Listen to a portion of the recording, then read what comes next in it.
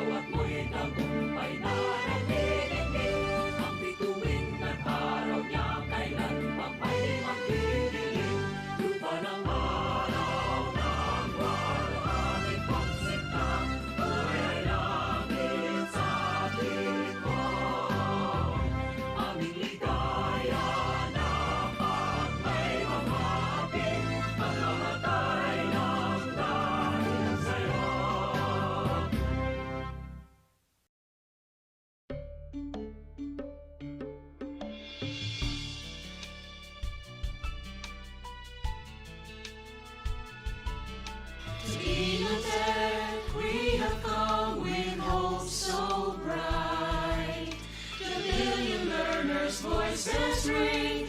They all tribe in the love of life that lifelong learning brings. Through the days we face, falling on the way, we lead the change, we serve and grow, ever the Southeast Asian way, a future bright and true. At INNOTECH, we learn and share, to care for all the learners' needs. We build a home for learning, for a better future. We strive together with a will to meet our people's needs. At INNOTECH.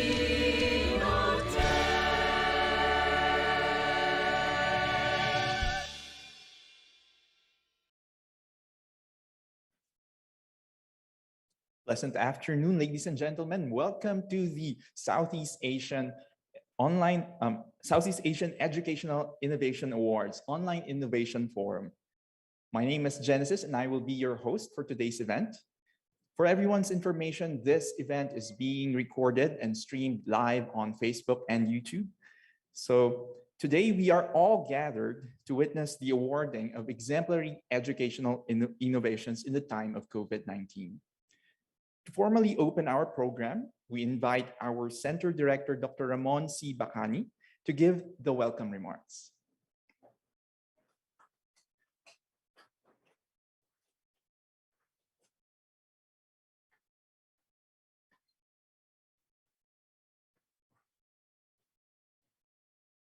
Okay, good afternoon to everyone. And first, let me acknowledge our awardees, the three from the Philippines, from Abra, from Sorsogon, and from Quezon City.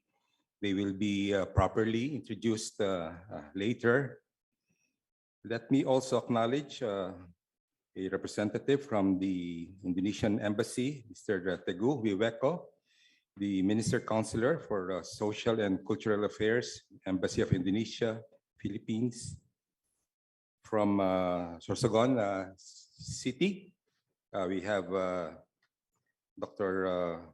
William Gando, the Schools Division Superintendent of Sorsogon City. Ms. Nora San Juan, who comes from Quezon City, the Division of Quezon City. We also acknowledge Mr. Philip Balauro. Okay. And well, we welcome also all those who are joining us in this important event, which is being streamed online and through different social media channels. So again, good afternoon to everyone. Well, today is a very happy occasion for all of us. Not only are we celebrating well, the Christmas season well, this month, and that of course started much earlier in the Philippines, but we're also celebrating the achievements of educational innovators in Southeast Asia. And towards this end, of course, we are hoping that while we have innovations at this time, this will continue not just to respond to the pandemic, but even beyond the pandemic. Certainly, we are hopeful that innovation will be a culture that will be engendered in our educational system here in the Philippines, as well as in other countries of Southeast Asia. And this is the intention behind the Southeast Asian Educational Innovation Award. This is an initiative born out of our 50th anniversary celebration, which was, well, our 50th anniversary was actually last year, 2020. But even at that time, of course, we were hoping that we will be already holding the Southeast Asian Educational Innovation Awards as early as last year, but we decided to postpone it to this year, hoping that things will be better. But as we all know, we're still in very much in the current pandemic situation. Nevertheless, we are very thankful that we're able to hold the first Southeast Asian Educational Innovation Awards this year, and that's why we are holding this important event. Well, as I was saying, INNOTECH celebrated its 50 years. Last year, it was established in the 1970s, and at that time, I would say that all of the Southeast Asian countries were developing countries, some even less developed countries. No? But they had a very common resource, and that is their human resources or their people. And it was therefore imperative that these human resources, the potential in these human resources are transformed through the education and training systems in these countries so that they will become productive assets of the country that will contribute to the social, economic, and political development of the Southeast Asian countries. So therefore, the Southeast Asian Educational Innovation Awards, as part of our program for the 50th anniversary, recognize the innovations done by teachers and school heads in their respective areas that effectively address the educational concerns at the level of the learners and the school community. The COVID-19 pandemic, of course, this prompted a new dimension in educational innovation. It prompted a shift in the focus as the disruption also brought forth the innovation and creativity of our educators. And I'm sure that throughout the Southeast Asian region, this was probably the first time that such a situation was being experienced, and therefore it was very important that creative uses, so to speak, of our teachers and school heads will contribute to developing innovations that will respond to the rather unique circumstances which they face in their respective schools and school communities. And as was underlined by our Secretary of Education, Secretary Leonor Briones, learning must take place anywhere, anytime, anyhow, and under a wide variety of adverse circumstances. The greatest disruption also opened a real innovation moment for our school teachers and principals, hence the theme for this award cycle, the innovations that were introduced to respond to the challenges of the current pandemic. We therefore honor the innovative principals and teachers today. We also add our appreciation for all those who took part in the implementation, in the conceptualization, in the implementation of this Southeast Asian Educational Innovation Awards. And I wish to recognize the SEAMEO Secretariat based in Bangkok, the Ministries of Education, our very own field units in the Philippines, the Department of Education and other partner institutions, the members of the International Reference Group who serve as jurors. They had very limited time and worked under tremendous pressure, but nevertheless, they were able to provide a good evaluation of the candidates for these awards. And so they lent their expertise and insight as they reviewed the candidates for this award. And most importantly, our teachers and school heads who turned in a couple of hundred nominations in just about 2 months since we made the call for nominations. We double our thanks to them because having gone the extra mile in helping to improve the learning and teaching experience, they also signed up to share their experience and achievement. Part of the prize of our winners is to travel around the region to share their innovative solutions and engage as many fellow educators as possible, since we would like to make sure that not only will these innovations be implemented in the schools where they were introduced, but hopefully they will be adopted by other teachers and schools throughout Southeast Asia. And that's the reason why the award consists mainly of travel grants to enable our winners to share their experiences as they develop and implemented their respective innovations.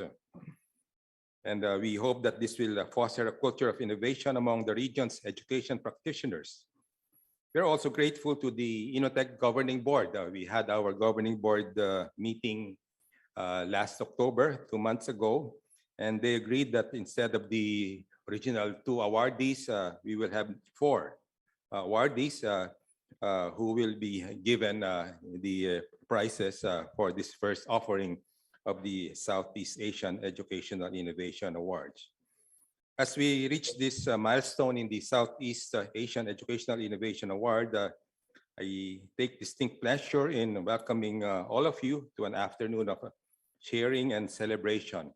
And we would like again to congratulate our winners, all those who helped them and inspired them in developing these innovations.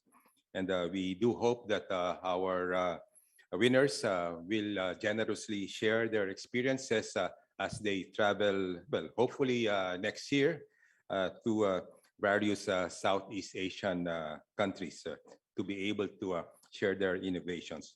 So let me again welcome all of you, and I wish to greet you, of course, mabuhay and very Merry Christmas to everyone. Thank you and good day.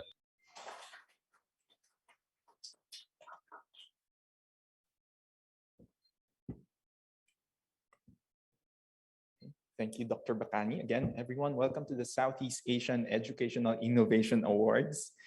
And to open the doors of this ceremony wider, may we hear from our mother organization, SEAMEO Secretariat, under the leadership of Dr. Ethel Agnes P. Valenzuela.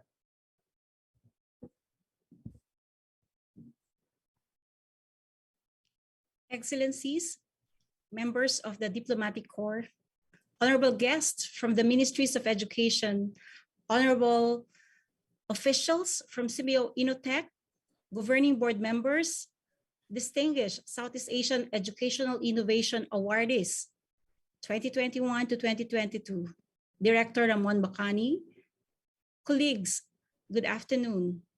First of all, I wish to congratulate SEAMEO INNOTECH for organizing the grant of the Southeast Asian Educational Innovation Award 2021 to 2022 and reviewing more than 300 nominations detailing the exemplary innovations introduced in schools as well as in classrooms.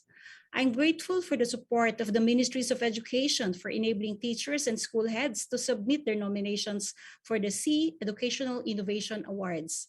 Our teachers and school heads have gone the extra miles to introduce innovations in order to address the work around the constraints brought by COVID-19 pandemic. Each Southeast Asian country and educational system responded to the challenges brought by the pandemic and, of course, meeting the needs of the learners in their unique and contextual situation, ensuring that as many learners are served in the most effective way. These form the backdrop for the innovations that we are recognizing today. This further exemplifies the diversity of the region and how we all can work together, can grow and learn from one another in order to respond better to the development needs and challenges in the future in our region and even beyond. Amidst these challenges, we see opportunities to learn from one another. To the distinguished awardees, let me say that winning the award is only the beginning. This recognition that will be given today also calls for sharing them with like-minded educators in the region and together explore opportunities to adapt and apply the great lessons learned from the innovations in order to further improve our services to our stakeholders. Each country or even locality responded to the call for learning to continue, despite the limitations and challenges. In Indonesia, we have learned that through the project DARA applications underline the need to serve the needs of children with hearing impairment in the context of the pandemic. In the Philippines, the project supporting the needs of parents, particularly the mothers, help us appreciate the key stakeholders in our community, who are in fact our partners in facilitating learning. Other innovations directly address the needs of our learners, applying technology through computer applications and intermediate technology, such as two-way radio. In recognizing these innovations, we also touch on SEAMEO priorities. Priority number 2, addressing barriers to inclusion. Number 1, focusing on early childhood care and development and engagement of stakeholders and the judicious and innovative use of ICT, which is priority number 7, all in the context of education during emergency, priority number 3. But the recognition should not stop at receiving this award, sharing and exchanging ideas with these innovations as springboards for further discussion and hopefully meaningful collaboration, cooperation through interaction among Southeast Asian educators. This will provide benefit coming out from this award. We at the SEAMEO Secretariat, headquarters in Bangkok, Thailand, are happy to collaborate with SEAMEO INNOTECH, our colleagues, in organizing the grant of these awards. We look forward to further working in organizing the study visits and research or innovation presentations and fora to further enrich people-to-people interaction among Southeast Asian educators. Congratulations once again to our awardees, to SEAMEO INNOTECH. Of course, they will cover the cost of the travel grant and inclusive of international travel, per diem, and other incidentals to Southeast Asian countries to present the award-winning innovation. So on behalf of SEAMEO family, we would like to express our appreciation to the cooperation extended by affiliate members of SEAMEO, particularly the British Columbia Council for International Education based in Vancouver, the University of Auckland, and the Korean Educational Development Institute, who took part in reviewing and evaluating the various entries. Congratulations once again, mabuhay, and happy holidays to all.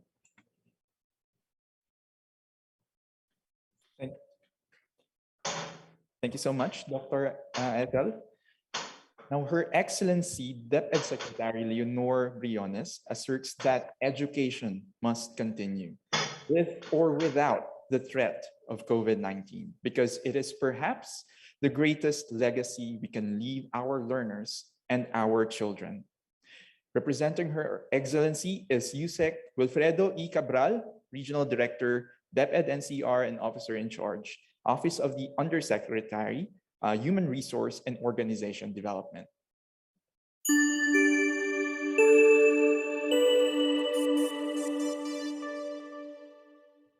On behalf of Her Excellency Secretary Leonor Magtolis Briones, I would like to greet one and all a pleasant day. To Dr. Ethel Agnes Valenzuela, the Director of SEAMEO Secretariat, Dr. Ramon Bacani, Center Director of SEAMEO INNOTECH, our very own Undersecretary Nepomuceno Malaluan, representatives from the Southeast Asian Ministries of Education, distinguished guests, dear awardees, excellencies, friends, ladies and gentlemen, once again, good afternoon. On behalf of Her Excellency Secretary Briones, I would like to thank the SEAMEO INNOTECH for inviting us to this 2021 Southeast Asian Education Innovation Awarding Ceremony. The Department of Education has worked closely with the SEAMEO INNOTECH throughout the years to improve the quality of education and learning in the Philippines. And we are truly grateful for the center's continued support to DepEd initiatives and collaboration on professional development for our teachers and school leaders. This year, as we celebrate the 50th anniversary of SEAMEO INNOTECH, we were also faced with challenges to elevate our efforts and to foresee what more we can do for the education sector. With the impacts of COVID-19 pandemic, education worldwide has to adjust to digital platform and distance learning modalities. Even in the department, we had to come up with a BALCP to cope with the challenges and to further guide our teachers and school leaders on how to develop effective, efficient, and inclusive ways of continuing education amidst global health crisis. SEAMEO INNOTECH, as the regional center for innovation and technology, is one of the most important institutions in the Southeast Asia, which provide best practices and recommendations to us, education leaders, in developing responsive and innovative solutions to the current challenges in education, which is why we congratulate the Center for the successful conduct of this year's Southeast Asian Education Innovation Awards. The award seeks to recognize achievement of teachers, school heads, community education workers, and other development workers that made a difference in the lives of the learners and communities through creative application of an idea into practical solutions in addressing an education concern. It is important to recognize this achievement not only because they serve as an inspiration for all of us, but they are also noted as good practices and can be replicated by our teachers and school leaders in the respective countries and communities. Giving emphasis that COVID-19 pandemic hits us unprepared, finding effective ways for education to prosper amidst this pandemic is worth highlighting. Additionally, with the belief that teachers and school heads need to continuously improve their capacity and skills to adapt to the current landscape, I would like to commend the SEAMEO INNOTECH for being able to provide a better future for every learner by preparing and capacitating teachers and school heads. The flexible learning program for teachers and school heads offered by the center was able to improve the competencies essential for teachers in the 21st century and build the capacity of our school heads for improvement and in putting in place a healthy setting conducive to learning for its learners, faculty, staff, and the immediate community, thereby effectively managing and implementing school-based health programs. While the courses offered by the SEAMEO INNOTECH provided educators an overview of strategic thinking and innovation, they were also able to highlight the need for competency to reframe the learner's understanding of its related concepts within the context of education and bring the learner to reflect on the competencies of strategic thinking and innovation. The SEAMEO INNOTECH's massive open online courses, flexible implementation has been able to ensure teacher success as a learner and inspire, rekindle, and sustain teachers' passion for teaching. And not only that, these courses are also offered free and accredited by the Professional Regulation Commission and the National Educators Academy of the Philippines. Of course, the center has also placed online courses that provide quality and readily accessible content for teachers handling kindergarten to grade 3, specifically those who are not covered under the Basa Pilipinas face-to-face blended learning courses on literacy instruction. While the theme Educational Innovations in the Time of COVID-19, Exploring Possibilities to Improve Learning for All, this awarding ceremony and innovation forum is indeed timely and relevant as we close another year. Celebrate the efforts we exerted for this year and look forward to a new year full of challenges and opportunities. Again, I would like to thank SEAMEO INNOTECH for this opportunity and congratulations to everyone who worked hard for the success of this initiative. A warm congratulations as well as to all our awardees. May your achievement inspire all of us to push quality, accessible, inclusive, responsive, and liberating education. Sa inyo pong lahat, maraming salamat. Magandang hapong muli.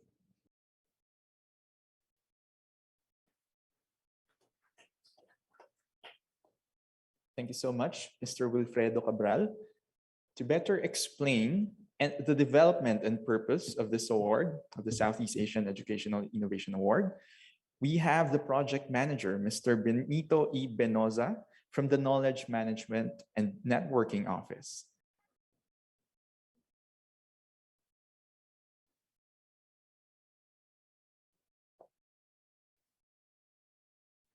Thank you very much, Genesis, distinguished guests and officials, our esteemed center director, honored awardees, and officers of the different schools and the schools divisions, colleagues and friends.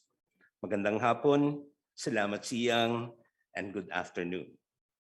My pleasant role in this afternoon's event is to present some background or to share some background on the Southeast Asian Educational Innovation Awards. For those who are curious why we give out the award, or we call it the 2021 and 2022 cycle, the Southeast Asian Educational Innovation Award was meant to follow the same cycle as the INNOTECH International Conference, which we would normally convene every other year.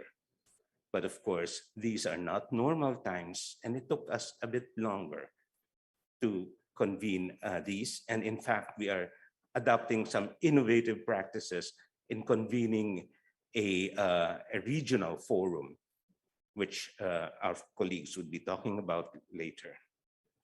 The award seeks to honor the work of innovators in education and the positive impact that they made among learners and the education community they served. The award is meant to be regional in scope. That is, it would cover all 11 SEAMEO member countries in Southeast Asia. The award, as mentioned by our director, is meant to be part of the 50th anniversary celebrations back in 2020. And it was approved along with other initiatives in celebration of our golden anniversary. During the 64th Governing Board meeting, the board recommended that the revitalized award build on an earlier award for educational innovations granted or given out by the SEAMEO Secretariat. Hence, this is a partnership between the SEAMEO Secretariat and that of INNOTECH. With the COVID-19 pandemic very much in the education sector's concerns, the directive from the governing board had been to focus on innovations addressing education concerns during the pandemic. Thus, the Southeast Asian Educational Innovation Awards team called for innovation in teaching and learning in the time of COVID. The theme struck a resonant chord among our educators because indeed, the pandemic brought out the best in our educators' creativity and innovativeness. We made our initial call in June 2021, but we needed to extend the nomination period a bit further. But as of September 15, 2021, the award secretariat has received 364 entries for both categories, meaning the category of school teachers and principals. A dedicated webpage for the award was set up, and this serves as another venue to submit electronic nominations. It also holds a database of the submissions given out for the award, with each submission accessible to the award secretariat the technical working group, and even the international reference group at any given time. Of the entries received, most were submitted by teachers focusing on the classroom-based innovations. We were able to reach 6 of the 11 SEAMEO member states, and expectedly a big proportion of those nominations were from the Philippines. But I would like to underline here that the other SEAMEO countries represented included Indonesia, Malaysia, Vietnam, Thailand, and Cambodia, together accounting for about 20% of the entries we have processed. The project team at the Knowledge Management and Networking Office served as the award secretariat and provided the administrative support. And the 3-stage selection process and review was adopted, with the award secretariat narrowing the selections down to 40 or 20 for each category. A technical working group within SEAMEO INNOTECH was convened to guide and review the selection process, establish the award criteria, and of course, guide us in the mechanics for review. The TWG consisted of our colleagues, senior specialists, specialist senior officers, and officers representing the different offices or units of the center. Our very own Dr. Sharon Joy Berlin Chow, manager of the Learning Development and Management Office, learned her gravitas and insight in steering the selection process through. And the TWG conducted a review en banc, arriving at a short list of 5 finalists in each category. The center further invited representatives from partner institutions from outside Southeast Asia, the Southeast Asian region, to undertake the final review. And their final recommendations were presented for approval or confirmation by our governing board, as mentioned by Dr. Bacani, during its 65th meeting in October this year. Their final recommendation, and a further bit of background, the International Reference Group met on the 15th and the 18th of October for deliberations. And the recommendations, as mentioned, were presented to the governing board. For this cycle, 2 awardees for each category will be recognized. And on screen is a list of what the awardee will receive by way of the prize. May I share at this point, by agreement with the awardees earlier, we hope to see how the travel situation, as mentioned, the award consists of a travel grant.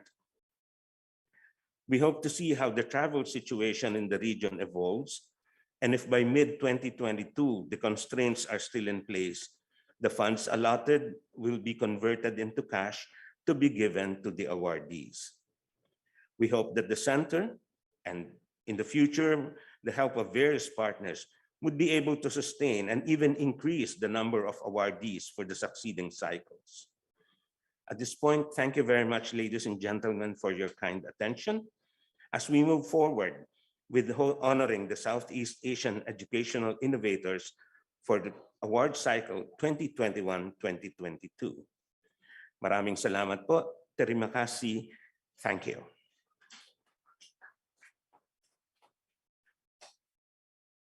Thank you so much, Sir Bennett. And for our short intermission, we would like to showcase the best of Philippine folk dances. We present to you a cultural performance from the University of Santo Tomas, Folkloric Group. Please watch this video. Hey!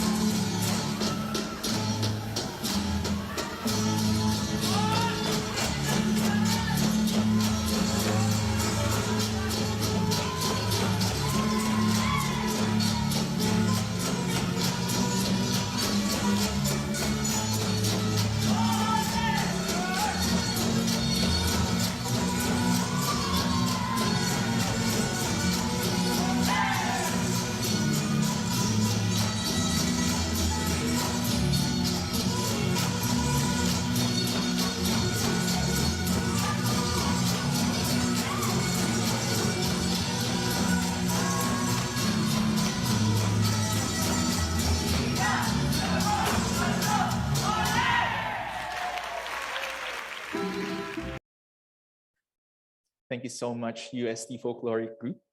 And now for the selection of our winners, we invited 3 international reference group jurors who are among the best in their field.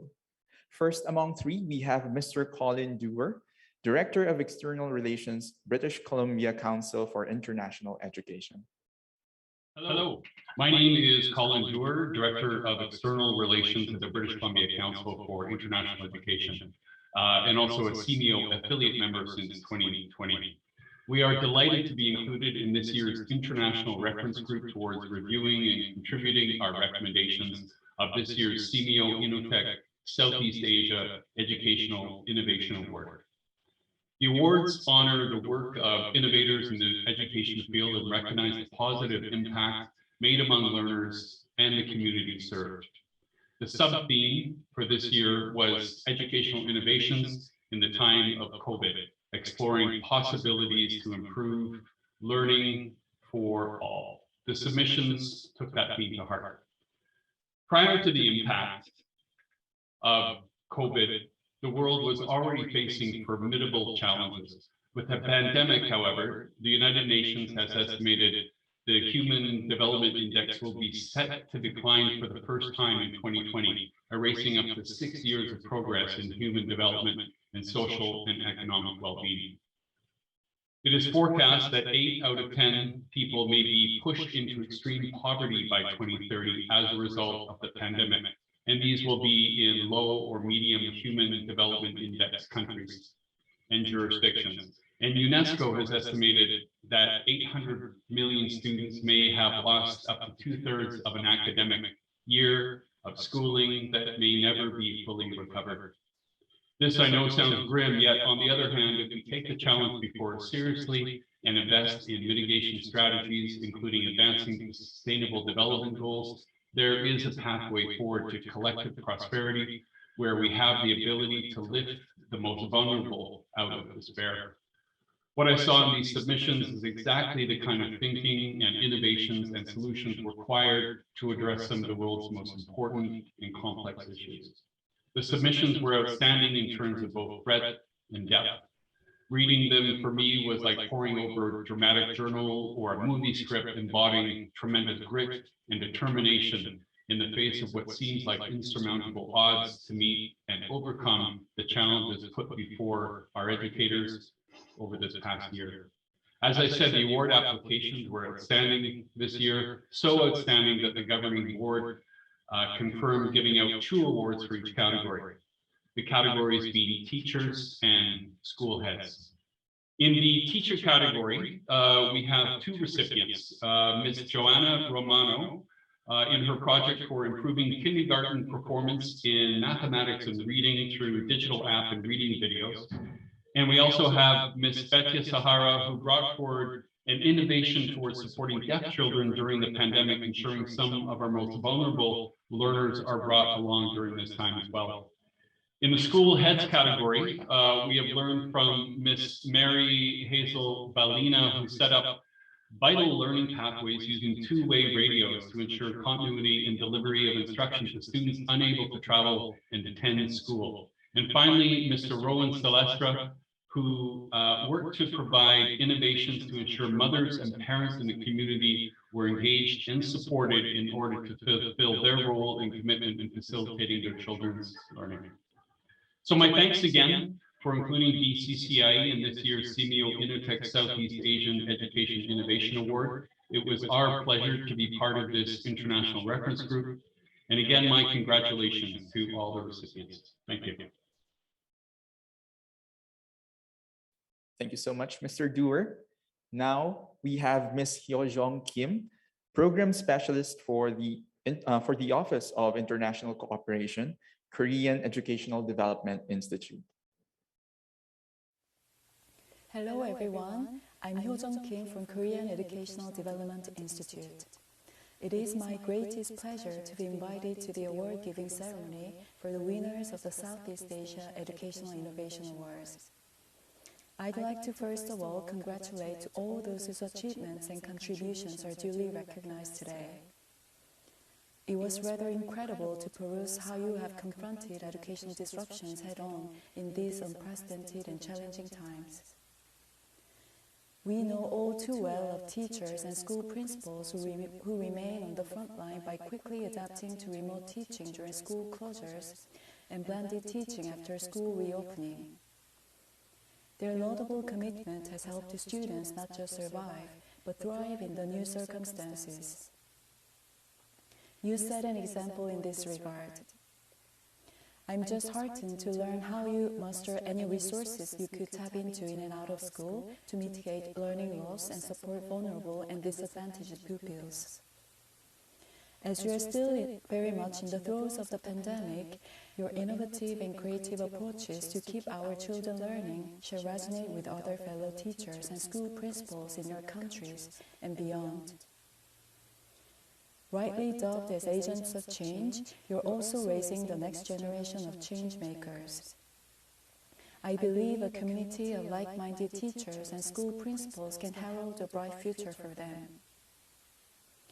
Please continue what you have been superbly done. The more your hard work is spread through such platforms as the Southeast Asia Educational Innovation Awards, the more you can influence millions of teachers out there, and the more support and care will be made available to you. For my part, I shall appoint myself an ambassador and make your practices widely known in occasions I participate, whenever and wherever possible. Once again, let me convey my deepest respect and admiration for your perseverance and dedication to education. Lastly, I would like to thank SEAMEO INNOTECH for giving me an opportunity to serve on the International Reference Group for the Southeast Asia Educational Innovation Awards. It is doubtless that their initiative will have far-reaching impact across the region, considering their earnest effort to identify and disseminate best practices in education. Please share it with people around you so that they can get on board in one form or another. When we come together for pursuit of a common purpose, good things are likelier to happen. The end of another hectic year is fast approaching, and it is time to look back and look forward at the same time. I wish you all peaceful December and the best of luck in your current and future endeavors. Thank you. Thank you so much, Ms. Kim. And lastly, we have Professor Dr. Marek Tesar, Professor and Associate Dean, Faculty of Education and Social Work from the University of Auckland. Kia ora koutou. My name is Professor Marek Tesar, and I'm Associate Dean International at the Faculty of Education and Social Work at the University of Auckland in New Zealand. I'm also head of School of Learning, Development and Professional Practice, and I'm also research fellow at the SEAMEO Center in Bangkok. And it's my great pleasure and privilege to send you this video message. I wish I was there with you in person, celebrating all those wonderful winners of the awards. The finalists and the final winners of the INNOTECH Educational Innovation Awards is just true testament to the work that educationalists across Southeast Asia are currently doing. I was so pleased, and it was such a difficult job to identify the winners, but I'm absolutely confident that these winners will make a difference with this grant. It will enable them to really support development and promote social justice in education. The actual projects that were supported, such as improving kindergarten performance in mathematics and reading through digital app and reading videos, and or development and implementation of DARA applications to learn sound perception and communication of deaf children during pandemic, just really speak to the importance of supporting these cutting edge and important projects that have a possibility to be scaled up and really contribute to the positive development of children. The other projects that I was absolutely impressed by were, for example, Teach Talk, teachers' engagement, action, commitment, and assisting learners at home to think, ask, listen, and build new knowledge. What a wonderful project to fund, as well as education for Nana in a community. The idea to reaching out to the mothers and parents in the community who also need intervention in order to fulfill their role in facilitating their children's learning is just so important. All of these innovation and these trophies that these projects, these 4 projects have received, it's just so important to understand that this is just the beginning, that this is just something that I strongly believe that is a beginning of a much larger scale projects, and it can encourage all of you and further applicants to submit for future awards, for future grants, for future funding. I'm also, from my position as an educational researcher and a member of SEAMEO, and really someone whose work is located in not only in New Zealand and in Australasia, but also in Southeast Asia in particular. I'm here to support this project in any way I can. So please feel free to reach out to me, and I will be delighted to offer my insights, my support in implementation or evaluation of these projects. I just wish you all the best and good luck with these projects. They are important. They are making a difference for our children, for our parents, for our teachers, for our educational community. And I'm particularly thankful to our SEAMEO Center INNOTECH for doing such an amazing work in supporting this research project. Kia ora, thank you, and all the best. And again, have a wonderful ceremony. And I wish I was there with you in person, but at the moment, I'm just an email away. All the best. Thank you. Bye. Thank you so much, our distinguished panel and a panel of the National Reference Group. Thank you so much for your congratulations and your messages. We are, I'm sure that our awardees and those who are listening to us have gained many insights from your wisdom. And for the presentation of awards, may we call on stage Dr. Bacani and Mr. Binoza to give our awards to our winners.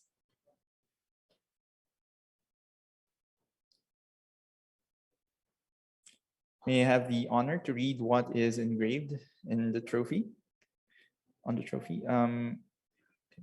The Southeast Asian Ministers of Education Organization Regional Center for Educational Innovation and Technology, 2021 to 2022 Southeast Asian Educational Innovation Awards for Outstanding Achievement as a Teacher Innovator with the award theme, Educational Innovations in the Time of COVID-19, Exploring Possibilities to Improve Learning for All.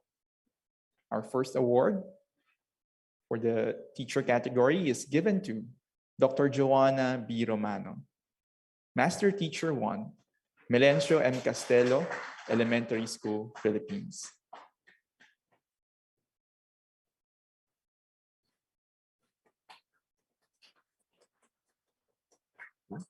May we also call Ms. Nora R. San Juan, co-teacher and companion of Dr. Romano.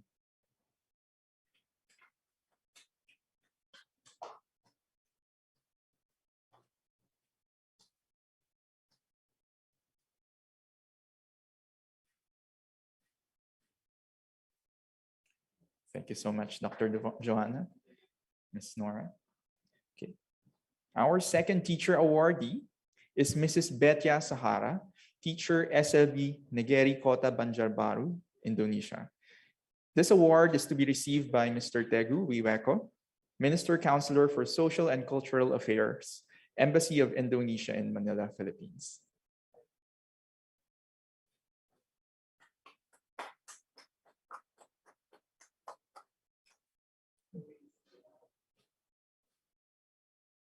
Congratulations to Mrs. Betya. Thank you so much, Mr. Tegu Wiweko. Now, our third awardee comes from the school head category. We have Miss Mary Hazel Ballena, Principal, Bukay North Elementary School, Philippines.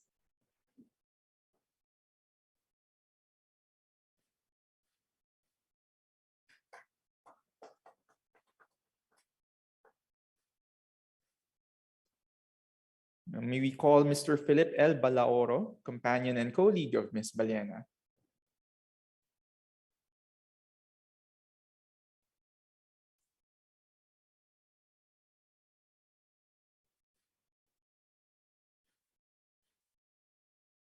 Thank you so much, Ms. Ballena, Mr. Balaoro. And now for our last school head awardee, Mr. Rowan L. Celestra, Principal, Buena Vista Elementary School, Philippines.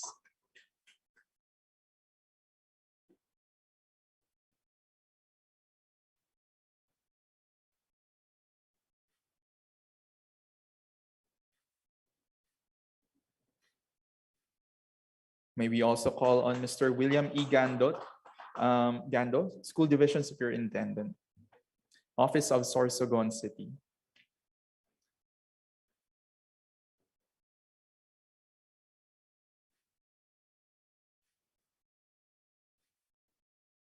Okay, thank you so much. May we invite all our winners and guests for a group photo.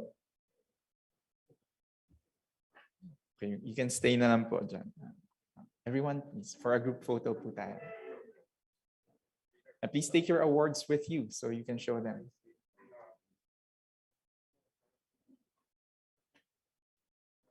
Mr. Balaoro and Ms. Nora, you can join us on stage po.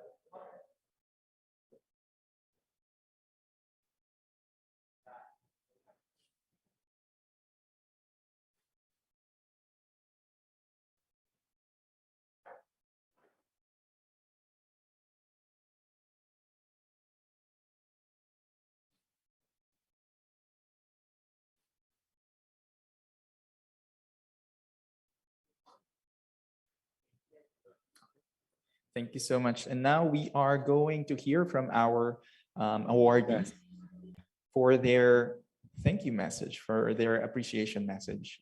First, we have Dr. Joana Romano. Dr. Joana.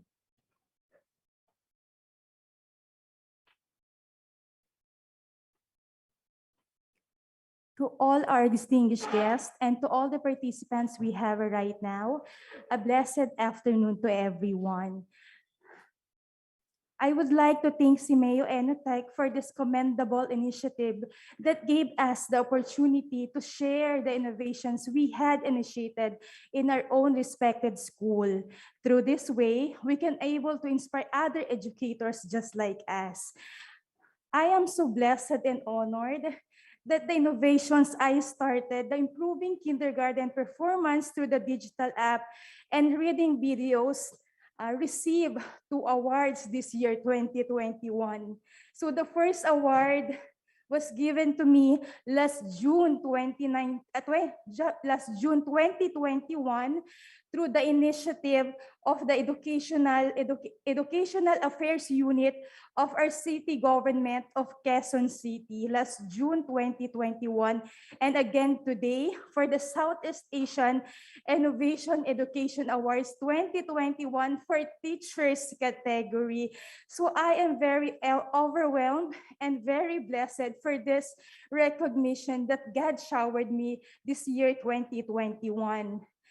Wholehearted thanks is given to my very supportive school head, Dr. Allen Pisaure, my former principal from Melencio M. Castelo Elementary School, together with my former students from my kindergarten Magalang and Matapat section, together with their very supportive parents for the school year 2020 to 2021.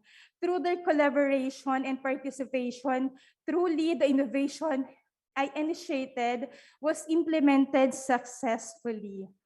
And again, another things also for my mamang and papang, and also for my tita Nora, and to my second school and second family, Pinyahan Elementary School, through the leadership of Dr. Irene Dulfo, and together with all my co-teachers, thank you so much. So this award is all for you. So the COVID pandemic brought a lot of challenges in the education sectors, but we educators are unstoppable. Why? Because we are unstoppable to beat and conquer all of these challenges, adapt to changes, and at the same time, to come up with creative innovation and solutions that will uplift and alleviate the conditions of our students, especially that are badly hit by the pandemic. My eagerness and at the same time, my burning passion to make a difference in the life of my students lead me to the development of these innovations. May I leave you with this quotation: students will forget all the things we said. They can also forget what we did, but they will never forget the way that we made them feel how important and how significant they are to us. Again, a blessed and a pleasant afternoon to everyone. Thank you so much. Thank you.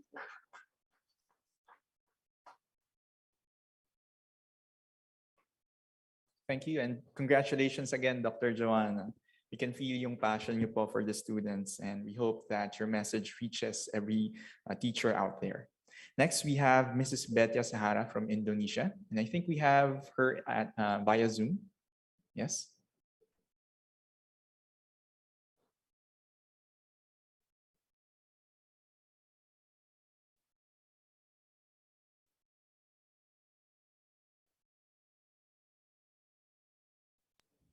Mrs. Betya? Yes, hello everyone. Can you hear me? Yes, Mrs. Betya, we can hear you.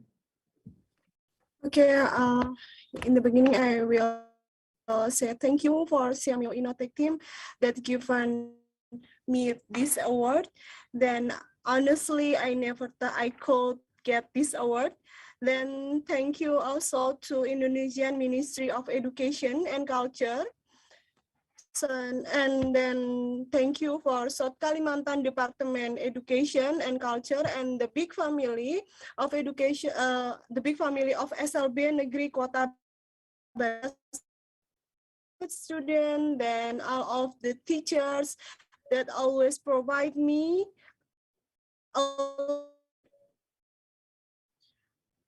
I can motivate me and all provide the best innovation of student, especially special student. Thank you all. Thank you so much, and congratulations again, Mrs. Betya. And next, we have Miss Mary Hazel Ballena for her appreciation message.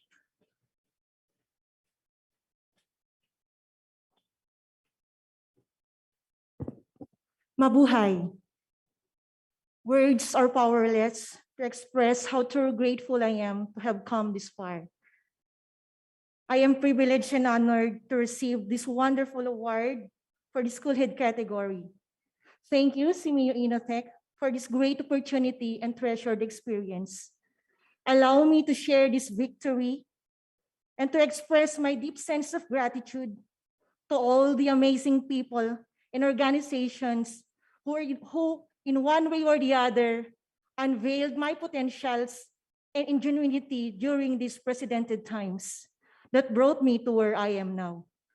To DepEd CAR and SDO Abra officials, teachers, and LRMS family for the commitment, for the inspiration and encouragement.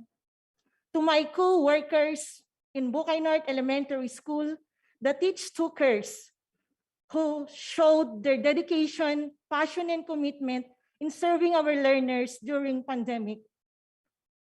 to the Teach Talk heroes, local and abroad, who shared their resources to make this project a realization. To the PTA officers, the SMB Tagay Express agents, the BNS parents and learners, to my dearest friends, the Alpha team, to my loved ones and family, and above all, to Almighty God for having these all wonderful blessings in my life. Thank you, God, for without your guidance, this success wouldn't be possible. Indeed, this award will keep and push me to continue serving our learners, to show the love and commitment selflessly, to offer the services without expecting in return and beyond service, beyond office hours. This award is all for you, all for public service, para sa bata, para sa bayan. Aglaplapusanan na panagyaman, maraming salamat sa inyo. Thank you, everyone.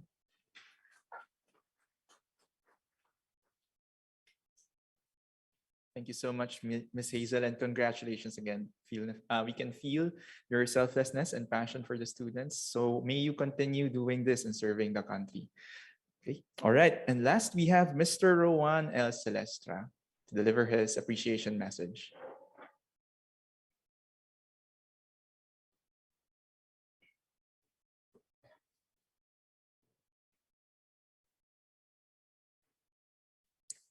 My respect to Director Ramon Bacani of SEAMEO and INNOTECH, and to Director Ethel Agnes Valenzuela of SEAMEO and INNOTECH Secretariat, and to the Ambassador of Indonesia, sir.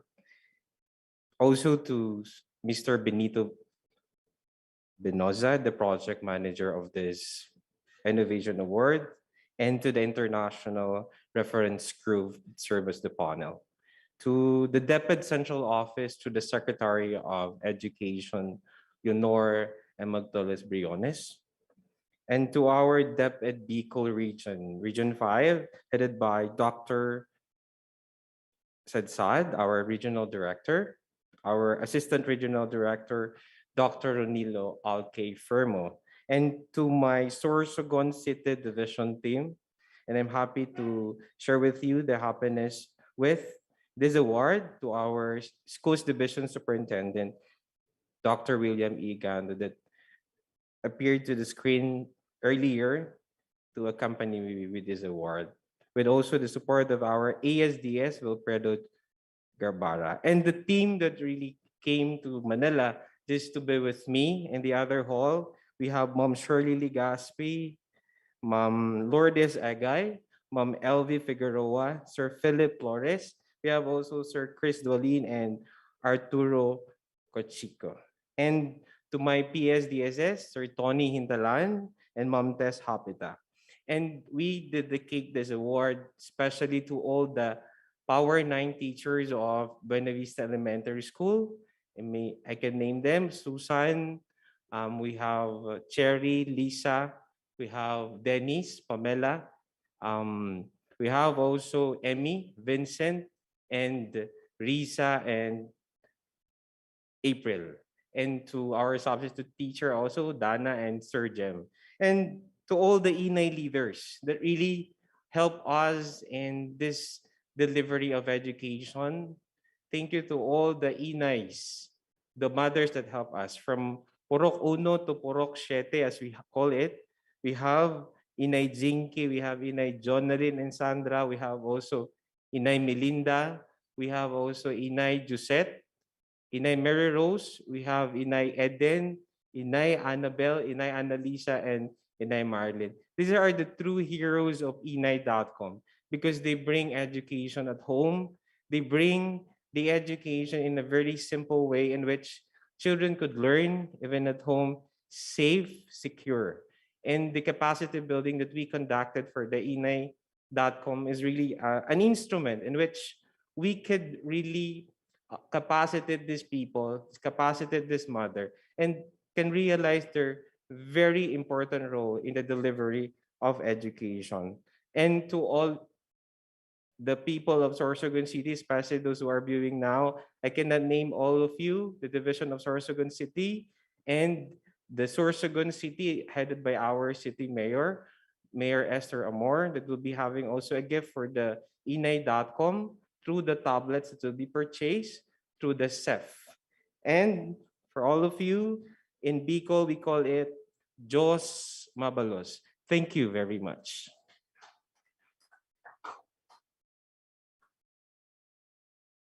Thank you again and congratulations, Mr. Rowan. And we look forward to hearing more about INAI in the coming future. And hopefully, INAI spreads in the country then. Thank you so much for your endeavors, awardees. Thank you so much. And now, to congratulate you further, we have Attorney Nepomuceno A. Malaluan, Undersecretary and Chief of Staff of the Department of Education and the INNOTECH Governing Board Vice Chair. As Philippine representative to the SEAMEO INNOTECH Governing Board and on behalf of Secretary Leonor Magtolis Briones and the Philippine Department of Education, I wish to extend my warmest congratulations to the winners of the SEAMEO INNOTECH Southeast Asia Educational Innovation Awards. This award is most significant given the COVID-19 context that we are operating in for nearly 2 years. And we all know the challenges that we needed to surmount in order to ensure accessible and quality learning continuity for our children and youth in the region. The number of nominations from our SEAMEO countries represent the innovations taking place in countless classrooms in the region. And these awards provides us with a good opportunity to share knowledge and experience across diversity in the region. This knowledge sharing is mutually enriching, further expanding the learning space for our teachers and principals. Winning the award is certainly only the beginning. As ambassadors for the Southeast Asian Educational Innovation Awards, our winners are uniquely positioned to encourage others to share their innovations and to inspire others to nurture their creative ideas. Let me also congratulate our Center Director, Dr. Ramon Bacani, and all of the members of his team at SEAMEO INNOTECH for the successful conduct of these awards in time of COVID. We look forward to the next cycle of the awards where we can focus on how we can move forward to a better normal. No doubt the challenge posed by the COVID-19 pandemic has brought out the creativity, the innovation, and the resilience among our educators. We certainly have grown stronger and more open to further innovation in ensuring better education outcomes for our children and youth. We in the Philippine Department of Education, and I'm sure all governing board members as well, stand ready to support the continuation of this worthy endeavor. Again, congratulations to our awardees, and thank you and good day to everyone.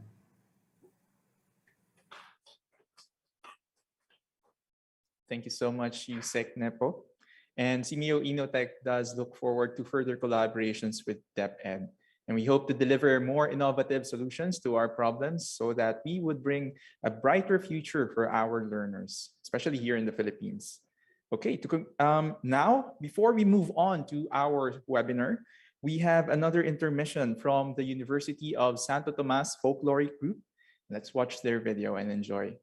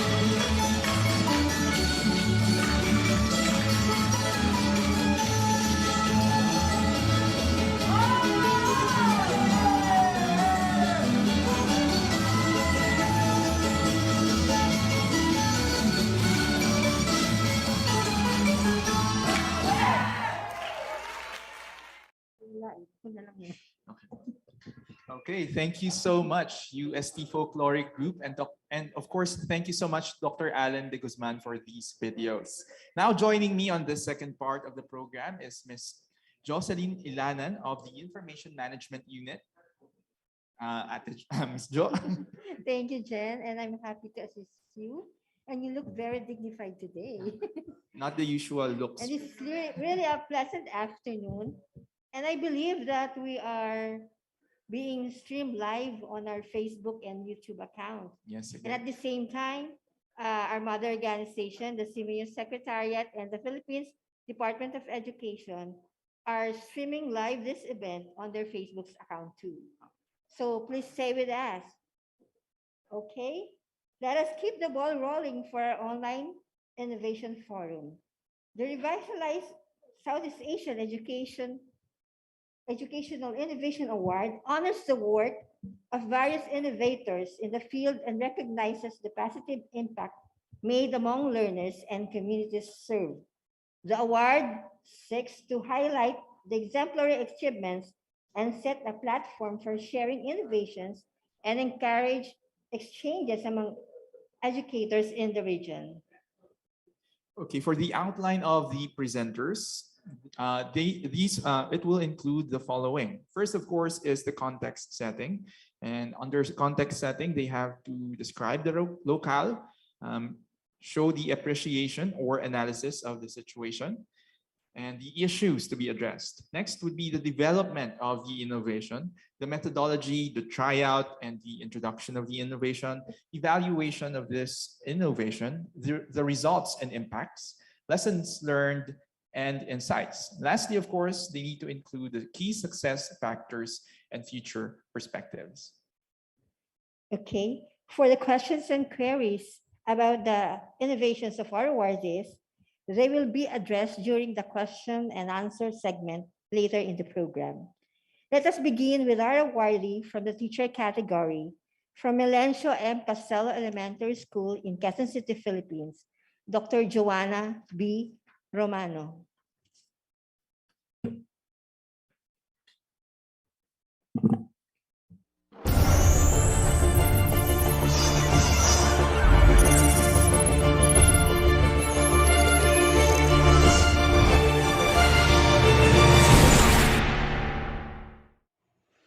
Melencio M. Castelo Elementary School is a public institution that caters to the needs of its students from kindergarten to grade 6.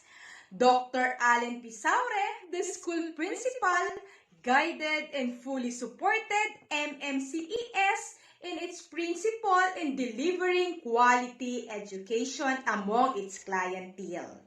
The goal of the school is anchored in DepEd's vision, mission, and core values. Through the camaraderie and bayanihan of the different stakeholders, the school is committed its effort to be transformed into a more effective and efficient organization that promotes the best and the benefits of its students and clientele.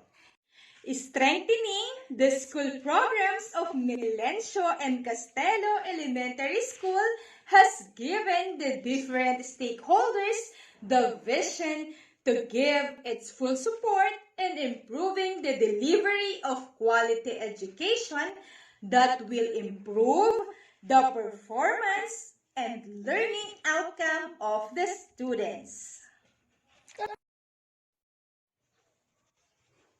We are proud to present to you the classroom innovation we have entitled Improving Kindergarten Performance in Mathematics and Reading through the Digital App and Reading Videos. I am teacher Joana B. Romano, your Master Teacher 1. For the description of locale, there are 53 kindergarten students in my 2 advisory classes.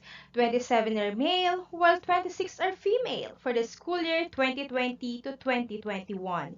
It is always noticed that most of the students have low academic performance in mathematics and even in pre-reading assessments. It is based on the daily observation on virtual classes and also the results of weekly retrieval of learning activity sheets and even modules. So aside from this, it is being noticed that students have also negative attitude towards the learning of mathematics and reading. And also teachers and parents have also difficult in teaching reading and mathematics among the students. So when these skills are not being developed early on, it is easy for the students to falter with more difficult tasks. It will result to a weak foundation in mathematics and reading, making them unprepared for the next grade level. For the appreciation or analysis of situation, I made an initiative in developing a digital app in mathematics for kindergarten using the mother tongue or language familiar to them. I also crafted a set of reading videos that I uploaded in my YouTube channel. The digital app was developed and materialized with the help of a game developer or a programmer. We had started using the digital app for almost 2 consecutive school years, namely 2019 to 2020 and 2020 to 2021, while the reading videos was used in school year 2020 to 2021.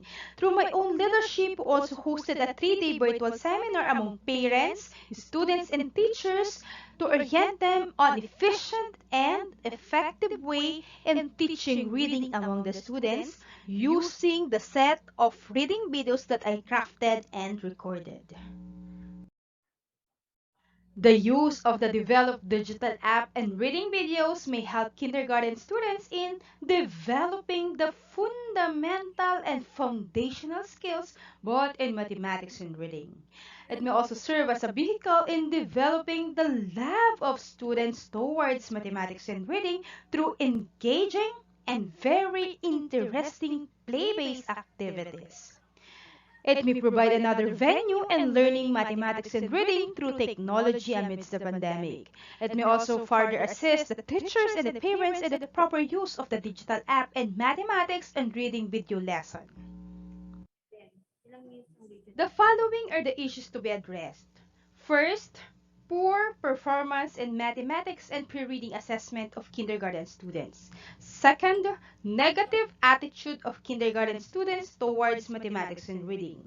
And third, difficulty of teachers and parents in teaching reading and mathematics among the students. The development of the digital app and mathematics and reading videos was patterned from ADDI model, which undertook 5 developmental phases, namely analyze, design, develop, implement, and evaluate.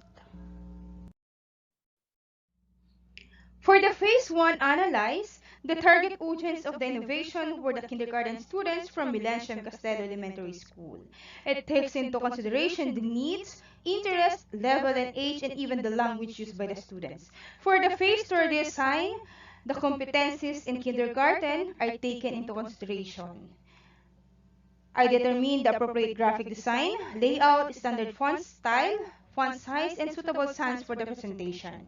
I also considered the different factors in preparing multimedia instructional materials and suggested method studies to make learning more efficient and effective among the students. For the Phase 3 or the development stage, I also consulted a game developer, which is also a programmer, to materialize the digital app, which I first designed through a PowerPoint presentation. The lessons in mathematics and PowerPoint presentation were programmed by the game developer to make it into a digital app. For Phase 2 or the implement stage, I also asked the help of the master teachers, kindergarten teachers, and even IT experts in validating the digital app as to objectives, content, presentation, language, grammar, assessment, usefulness, and authorship. For the Phase 5 or evaluate stage, I used the results of the validation as a reference in revising and improving the digital app in mathematics and reading. The digital app composed of 23 lessons from first to fourth quarter. They are as follows. Moreover, in order to maximize the use of all the video lessons in the digital app, it was uploaded publicly in my YouTube channel, Criscon TV. It also enriched with the additional math-based videos I created and uploaded in my own YouTube channel. Through this way, it can also help other students and teachers in our school and even in different places by the new normal setting. Aside from the mathematics video playlist in my YouTube channel, I have also crafted and recorded different set of reading videos. They are as follows. The following innovations greatly help my students in their learning amidst the pandemic. The lessons in the digital app are presented through a video presentation, and after watching video presentations, 3 sets of interactive activities will be given among the students. They can answer this by touching the objects with their fingers, and instantaneous feedback will be given whether they answered the activities correctly or not. Also, their scrolls will appear after each set of activities. They can do the activities as many times they want until they master the competencies required for each lesson. Through this way, students learn the lessons in mathematics less daunting and can help them in overcoming their difficulties with the said subject. It could also address the issues and gaps in the low performance of the students amidst the pandemic. For the tryout or introduction of the innovations, the digital app is a play-based app for kids that is very accessible, and it can be easily disseminated among the students by sending it through a Share It app, which just requires 744 Mbps internal memory. Once it will be installed in Android or a smartphone, it can be used already anytime and anywhere by the students at the comfort of their homes. It has been disseminated and distributed among the students by a Share It app during distribution at the table of modules wherein we observe proper health protocol. While the mathematics videos and reading videos can be accessed by the parents and students in my YouTube channel, we also use it during our virtual classes. While the reading videos are also very accessible through my YouTube channel and also through a link that can be sent through parents and students messenger and FB group. The digital app is an offline application that kids can use at home even without internet connection. They use the digital app and reading videos at home as a technological tool for teaching and learning mathematics. I monitor them by making a group chat for the parents in order to know if they have concerns and problems in running the digital app in mathematics at home. The digital application was written and materialized for kindergarten students and learning mathematics. It consists of activities that are interactive, innovative, and anchored to the interest, level, and language of the students. It aims to improve the learning of the students through different varied activities that will give them meaningful experiences, making learning more fun, enjoyable among them. It further aims to develop positive attitude of the students toward mathematics through the easiest and interactive way with less supervision. The different activities are categorized into the following. We have Ating Alamin, which aims to present the lesson through colorful video presentation that will surely attract the interest of the students. We have also Ating Gawin, which aims to assess students in learning through simple but interesting activities. We have also Ating Paunlarin, additional activities that increase students' learning through meaningful learning activities. And last one, Ating Sanayin, another activity that gives students to further master the competencies in mathematics in the digital app.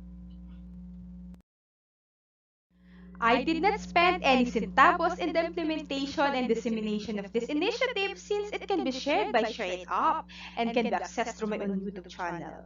But I spent 60,000 pesos as payment for the game developer that I hired in helping me to materialize and develop the digital app in mathematics.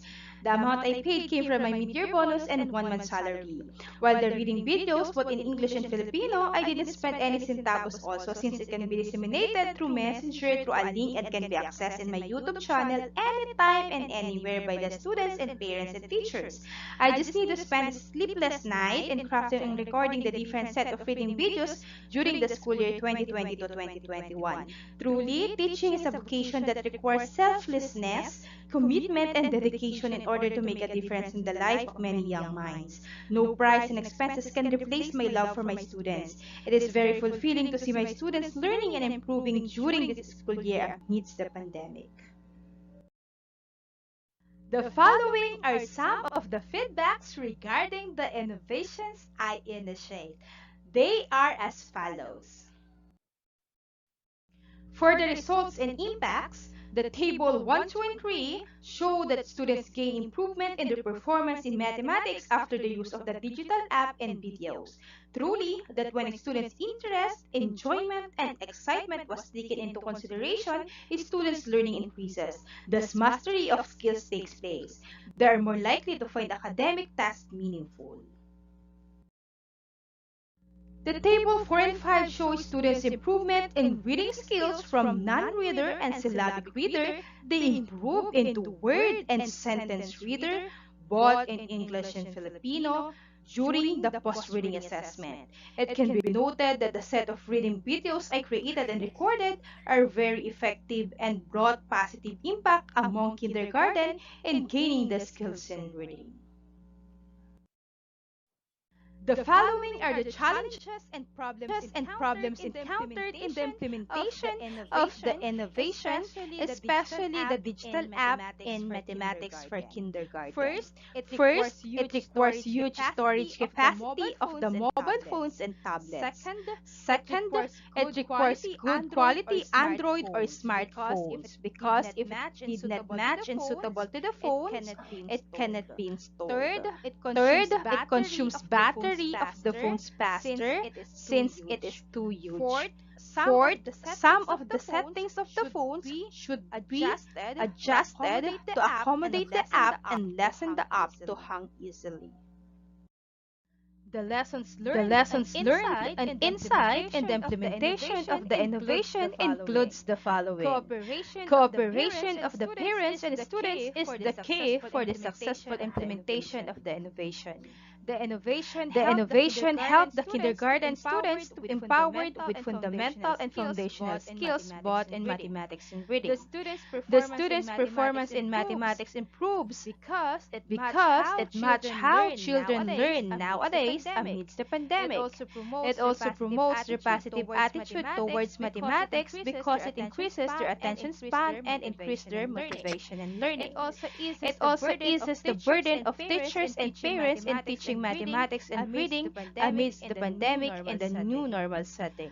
Due to the limited attention span of the kindergarten students, the digital app in mathematics help to address this problem. Because of the learning exercises that are challenging and enjoyable to the students, they were motivated to do further learning and mastery of the competencies and the lessons. The innovation also served as an instrument for the students to love mathematics and reading through engaging, interesting, play-based activities. And last one, through the innovation, it helps to improve the reading skills of the kindergarten students, which empowered them to be more prepared for the next grade level.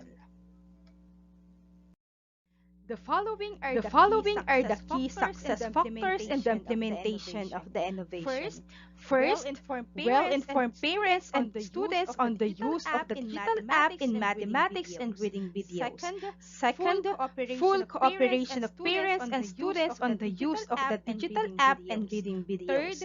Third, regular monitoring among parents and students on the use of the digital app and reading videos. And fourth, 100% improvement in the performance of the students both in mathematics and reading using the digital app and reading videos. The following are the future perspective and plan for further dissemination of the innovation. First, create a website where the app can be uploaded and be available.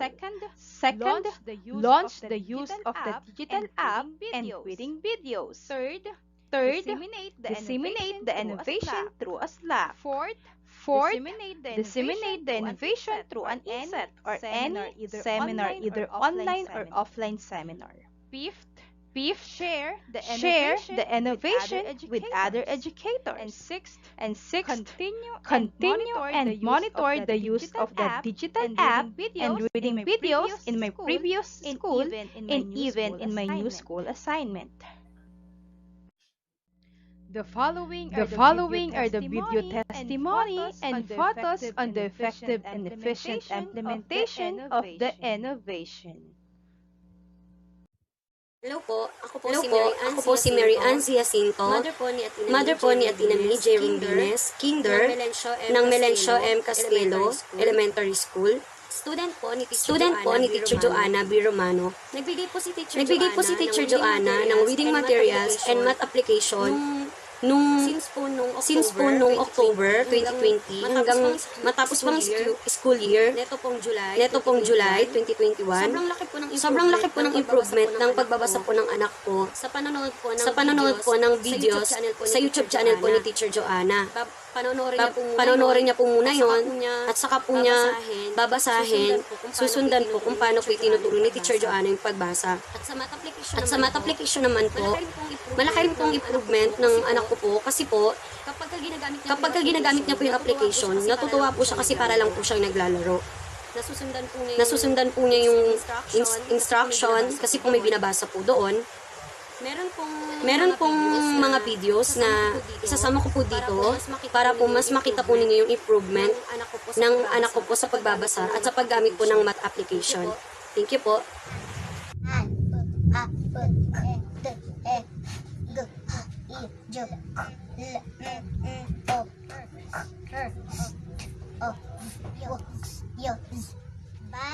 Ban, kan, dan, fan, man, pan, ran, van. Had, I, of, the, and has. Dan, has, avan. Daman, had, apan. Da, fan, in, the, kai. I am done. Asin, alamin, gawin, linisi, baunin, bilin, kunin, bitin, sapin, kanin, amin, alin, natin, sa, may, ay, ang, baunin natin ang mga bilin ni Lola. Alamin at gawin natin ito. Mga kawayan sa palayan. Ang suman ay nasa duyan.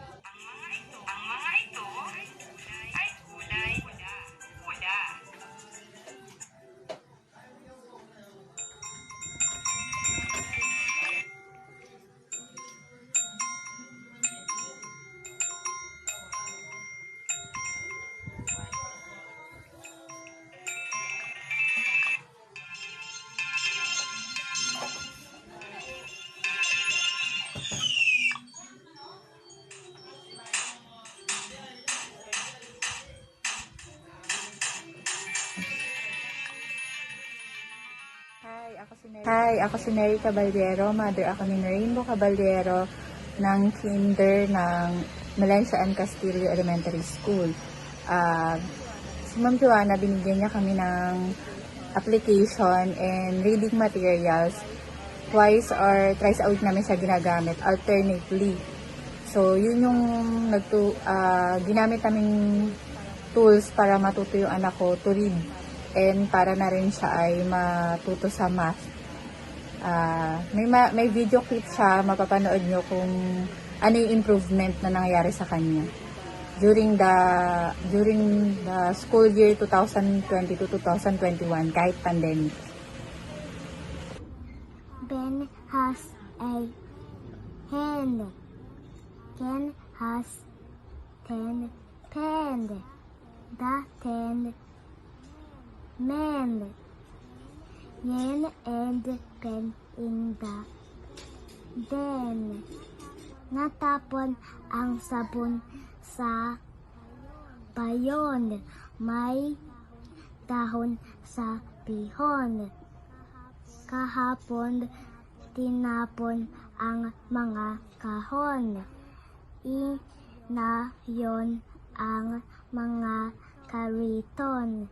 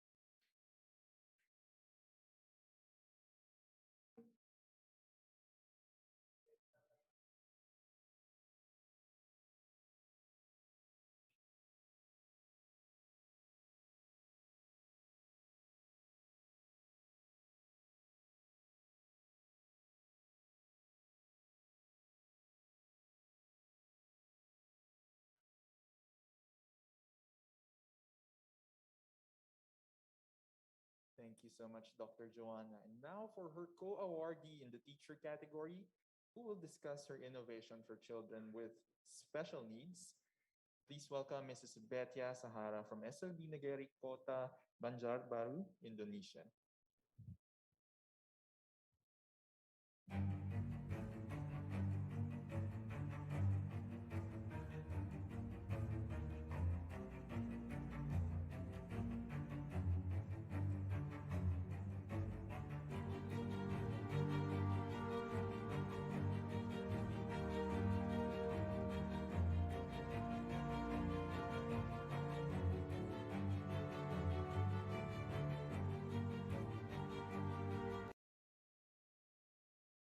Hello everyone, thank you for inviting me to deliver my innovation today.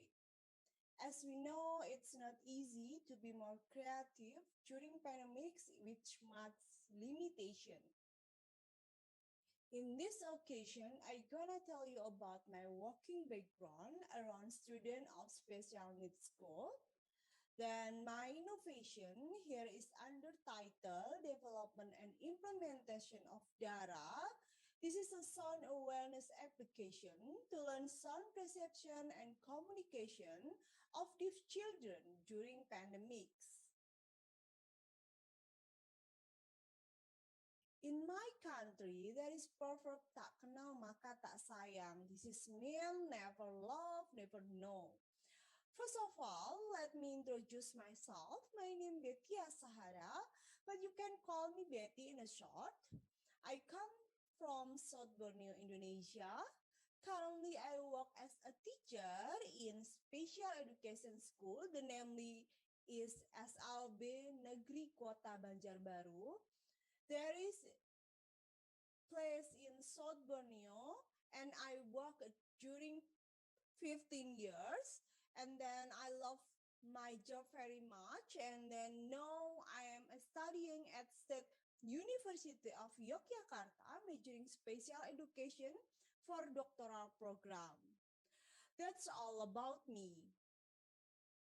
In the beginning, we get so many obstacles during pandemics to do our activity of teaching as like normal.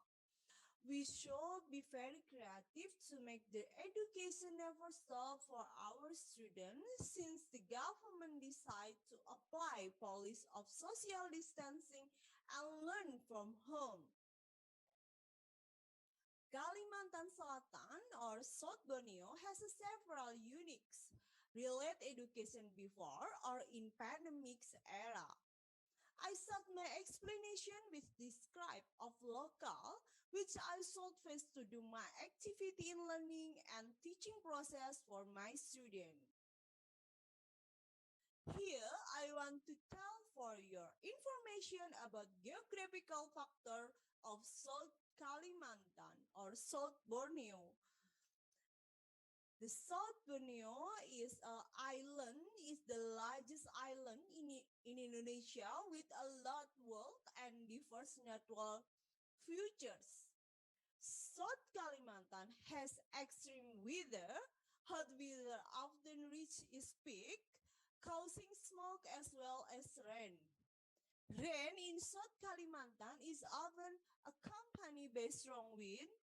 And when at the top of the extreme weathers, many students have not to enter school.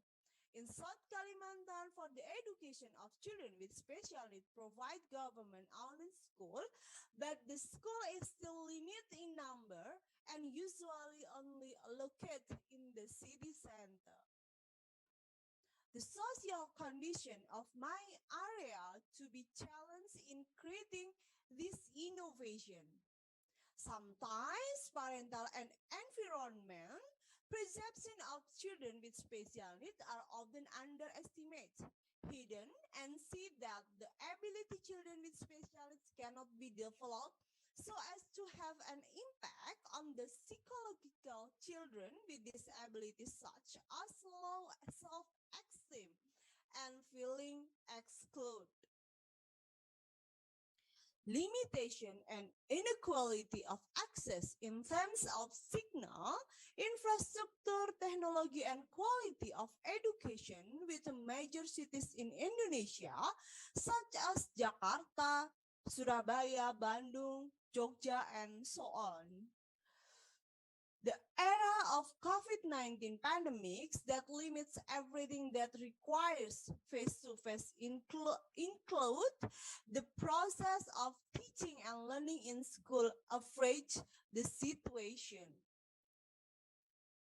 So we can highlight the parents' concern for the right methods and strategies to carry out learning of home, especially for children with special needs that require different strategies and ways. For appreciation analysis of this condition, the period of learning that requires learners to learn more at home, force educators to innovate learning to reduce the risk of learning loss for our learners, especially learners with special needs.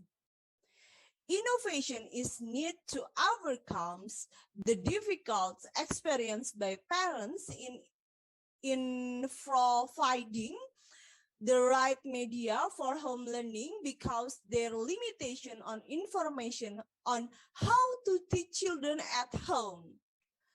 Children with hearing loss need strategies and model and learning media that are right for them to increase their motivation and learning outcomes, especially in instilling knowledge about sound and rhythm perception so that their development and language and communication skill can develop optimally. Now, I would like to elaborate about the background and rationale of this innovation.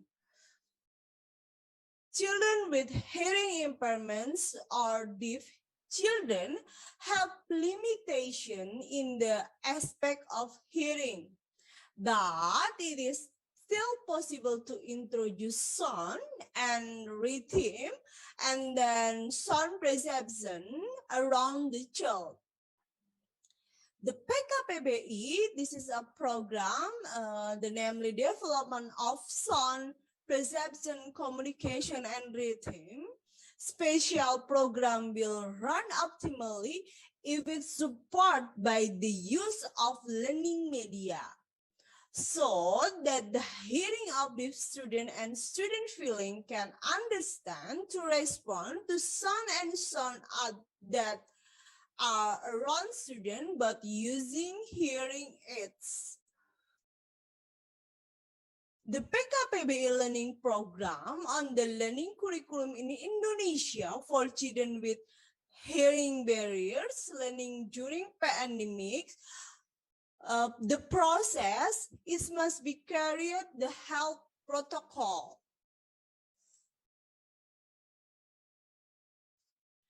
If before pandemics, PKPBI learning activities must make physical contact, and the beginning of the pandemic, this is a learning activity has stopped.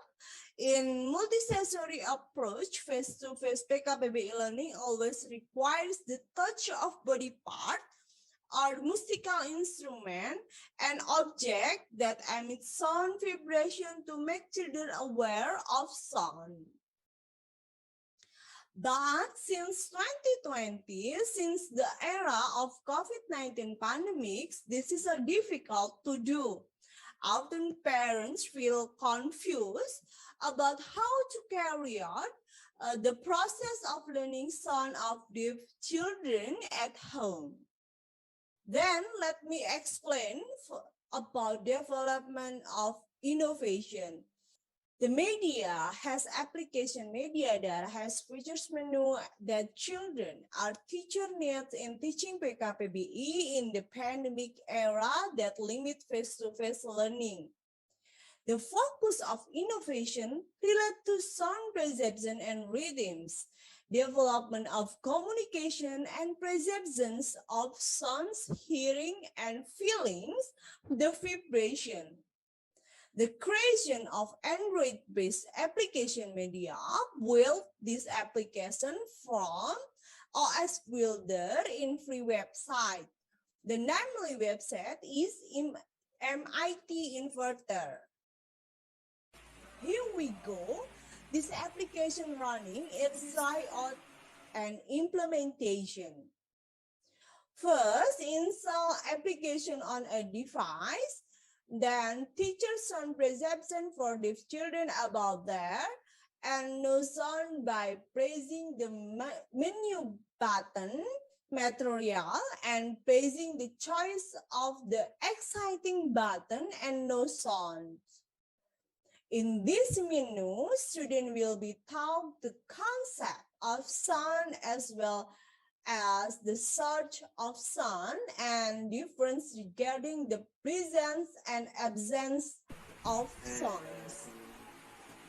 To teach one of the property of sounds, namely long sounds and short sounds, it can be used a menu of long sounds and short sounds.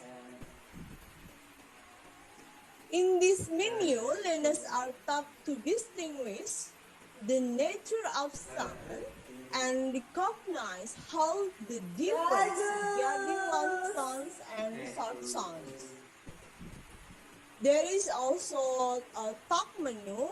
This menu is directly connected to Google Voice Recognition, which will teach them to correct the. On the quiz menu, learners are given a number of tests about what is taught in all the texture of this media material or of this application material. The game menu contains game as a simple for students to release fatigue from learning a sound material, but in the game menu there is an indirect meaning contained in the game movement that captures sound is expected to give the perception of students that sound can be captured by human auditory organ. Now, I am currently updating this application both in terms of appearance and function and other features and always suit the learning needs of students with hearing impairments. For evaluation, I use the SSR methods. This is a single subject research and as an evaluation materials about the success of the media. I use this method because it is suitable for research with special need learners in special school classes that are limited number of other method research sample prerequisite.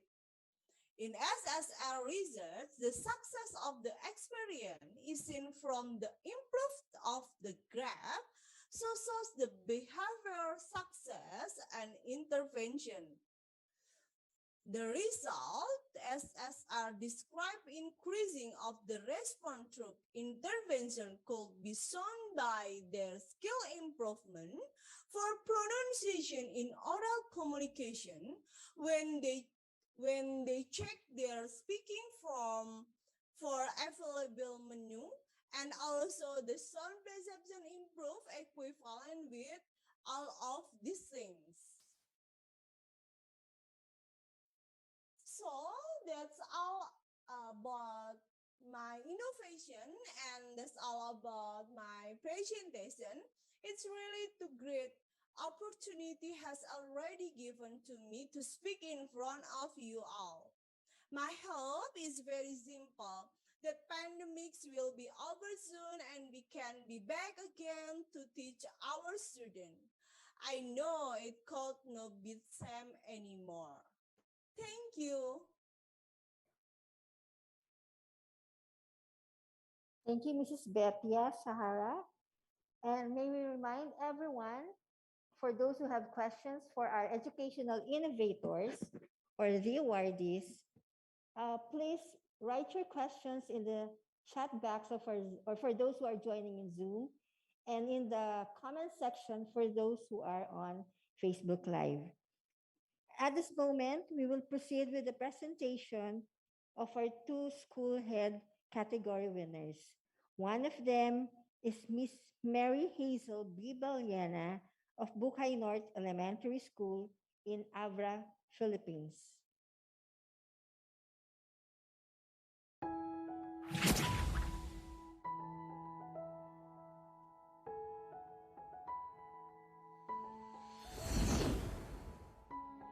Teach Talk, teachers' engagement, action, and commitment in assisting learners at home to think, ask, listen, and build new knowledge.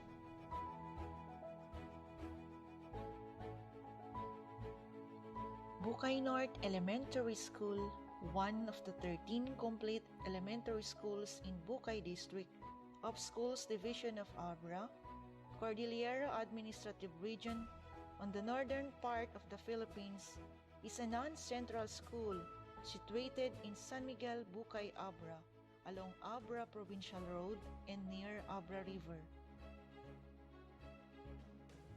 It currently offers kindergarten to grades 1 to 6 classes, and for school year 2020-2021, it caters 135 learners from 6 barangays, namely San Miguel, Pagala, Bangkagan, Siblong, Labon, and North Poblacion respectively.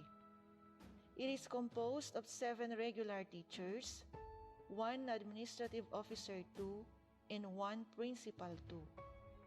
Remarkably, during home visitations, teachers must walk approximately 4 to 6 kilometers, then cross the river before reaching learners of Pagala.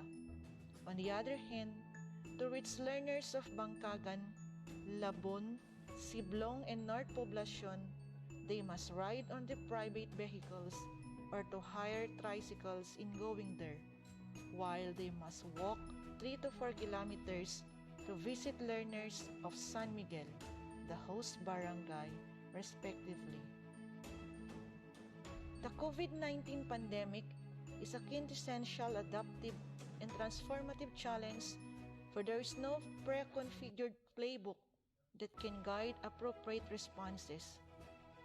In SDO Abra alone, most public and private schools adopted the modular distance learning using print and digital modules because of the online survey conducted before the school year opened in 2020 October. This is attributed to the fact that in the province of Abra, due to its topography, internet signal is not stable, making online learning not possible to most of the schools. In the case of Bukay North Elementary School, same results had surfaced. In addition, not all families had the means to buy gadgets like cell phones, tablets, or laptops that would be likely be used in the online delivery of the teaching-learning process. Only few had available radios with USB ports or smart televisions. The internet connectivity in the area was much slower and poorer compared in urban places. Most parents did not have stable jobs due to the pandemic, so they honestly admitted that they could not support whatever financial needs or obligations their children will be needing. All these factors were considered in making wise decision to choose offline means of learning. Thus, the only alternative was modular distance learning using printed modules applicable in the context of the learners and other learning resources. However, as the first quarter passed by, it came to the attention that BNES learners were not performing well. Parents complained that they couldn't handle their children well, especially when answering their modules. They struggled much in getting their attention to focus on assigned home activities. Most of them were not ready to serve as the primary teachers of their school children. BNES actualized an initiative to increase the possibility of positive learning outcomes and engagement in such a way that teaching remotely was varied, interactive, and engaging. Accordingly, this steered the conception of Project Teach Talk that targeted to provide 135 K-6 learners and their parents with handheld two-way radios to use as support materials in the delivery of quality basic education during COVID-19 pandemic, provide support in accomplishing their learning tasks contained in the printed SLMs and instructional videos, conduct remedial teaching to struggling readers, increase school head, learners, parents, teachers engagement through two-way radio monitoring, orientations, and school meetings. Your guidance and compliance. Establish partnerships and linkages through involving stakeholders to partake in the provision of the needed equipment. Employ the call and response strategy or technique to improve learning and increase academic performance or level of proficiency of the learners by at least 2% per quarter. The development of the innovation was presented with the teachers and parents through a consultative meeting last December 2020.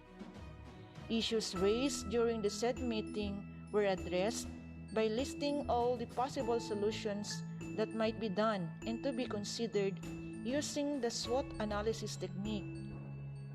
Through series of meetings, consultations, and careful planning, Project Teach Talk was then strategically designed and developed to address gaps and answer said problems. Undeniably, different challenges were encountered, some of which were the absence of enough funds to provide the learners and teachers with 143 units of NTC-registered dual Baofeng or Cygnus handheld two-way radios to initially start the said project.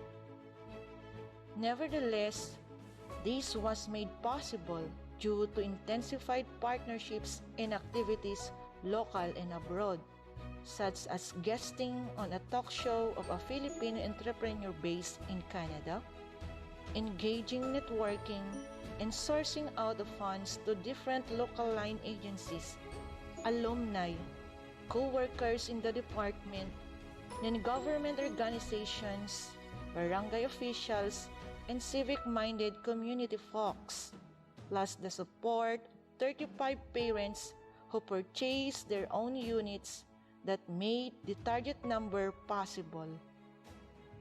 Another was the lack of experience of teachers, learners, and parents in handling and maintaining the walkie-talkies by conducting orientations through the assistance of experts.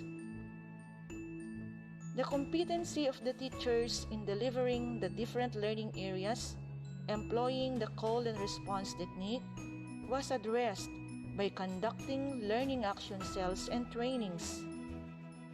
The dilemma of having a noisy school learning environment due to school location was settled by converting one functional powder room into a conducive and comfortable studio that served as the teaching learning space while conducting two-way radio-based instructions or classes. Since some of the units became defective as days moved forward, the school tried to sell ornamental plants, dishwashing liquid soap, and tile bow cleaner, where the net proceeds were used to finance the repair or replacement fees. BNES learners responded to the call of their teachers during their scheduled regular classes, remedial teaching sessions, and the conduct of assessment tests. Selections. Identify the narrator's point of view in the selections below. Next number. Farmers need fertilizers to have good harvest. To facilitate the said activities, each class was assigned with a special frequency code to prevent other call interruptions. Two-way radio etiquettes were always reminded before the start of their classes. Due to scarcity of funds, the school did not put up a base or repeater at all. However, the two-way radio signal coverage that was limited to 4 to 6 kilometers only was good enough to reach clearly our 135 learners from the different feeder barangays. The school did no longer register to NTC, considering that the intentions of using such units were for educational and emergency purposes only. The adjusted class schedule that lasted for 30 minutes and the use of contextualized weekly home learning plan where parts of the lesson were budgeted accordingly, addressed the limitation of using the handheld radio for a longer period. To make sure that the battery would not be overused and become hotter, teachers had their own teaching styles, strategies, and techniques to anticipate the occurrence of the said issue. Teachers talk less while the learners talk more.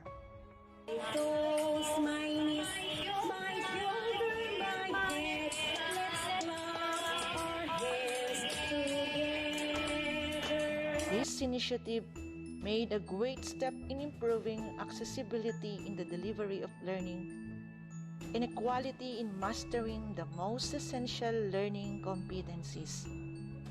Significantly, with the provision of these two-way radios or walkie-talkies, positive feedback and reactions from pupils, parents, teachers, and stakeholders were considered.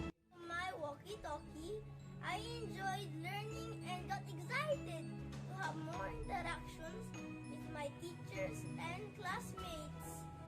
Thank you very much, for I learned a lot. Salute all of our dear Teach Talk heroes. In addition, parents reacted that most of them were relieved from too much pressure and stress brought about the use of mostly printed and some non-printed learning resources. Teach Talk lessened our stress and provided us more quality time with the family. Instead of spending most of my time in assisting and answering their modules, I was able to do my other obligations at home with confidence. Teachers were so glad that they were able to get in touch with their learners without visiting them at home.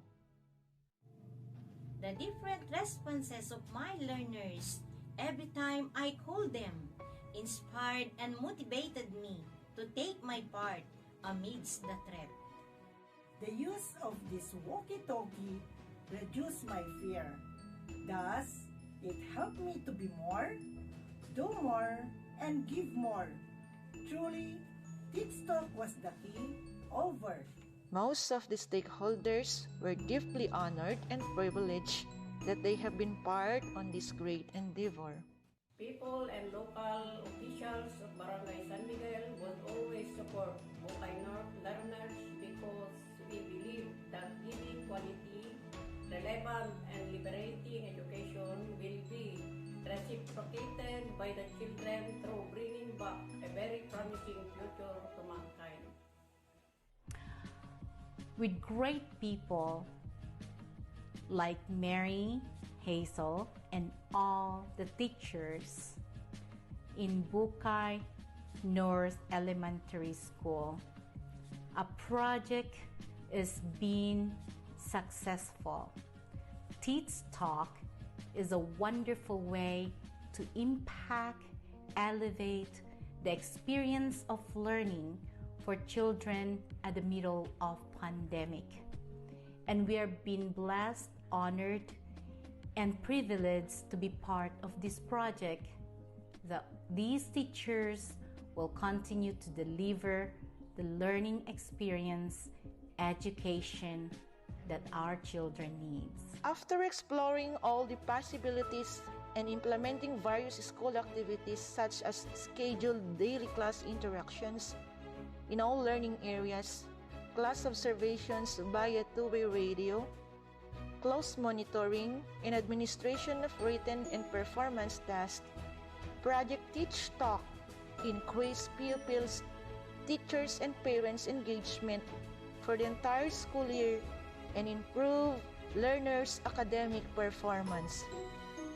Favorable performance indicators were achieved: 100% along graduation, cohort survival, promotion, and transition, 0% on dropout and retention rate, while 87.5% in terms of completion rate.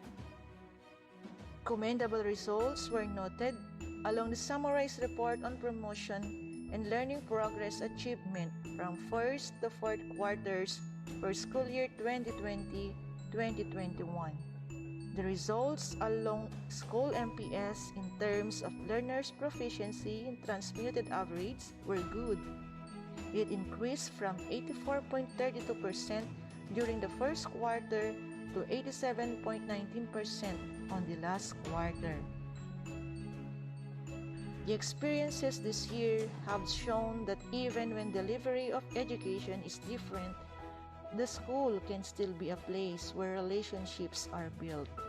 This project had shined a light on the importance of a strong culture. BNES is blessed enough to have positive working relationship or collaboration between and among teachers and school head, supportive parents, and generous stakeholders. It made them step ahead of their counterparts in keeping spirits high and making this endeavor a success. Generally, the competence of the proponent and the willingness of the teachers to learn and adopt new technique and their flexibility to adjust greatly contributed to the development and improvement of the project.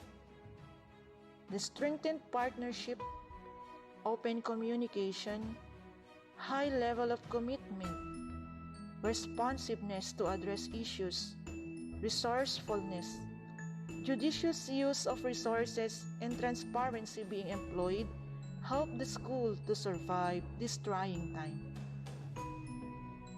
The pandemic had shown indeed the value of resiliency. Project Teach Talk has proven that BNES is capable of pivoting to deliver missions with excellence. The school plans to do courses of actions to ensure it would be a success over the years, even when this global pandemic gets over. One is to reinforce the foundation of support, commitment, and collaboration of all concerned individuals.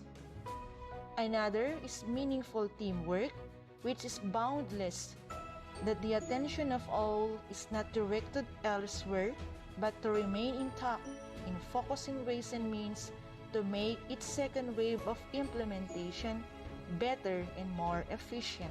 Third, the school head and teachers would reflect, review, and investigate what more can be done to improve the call and response strategy using the two-way radio.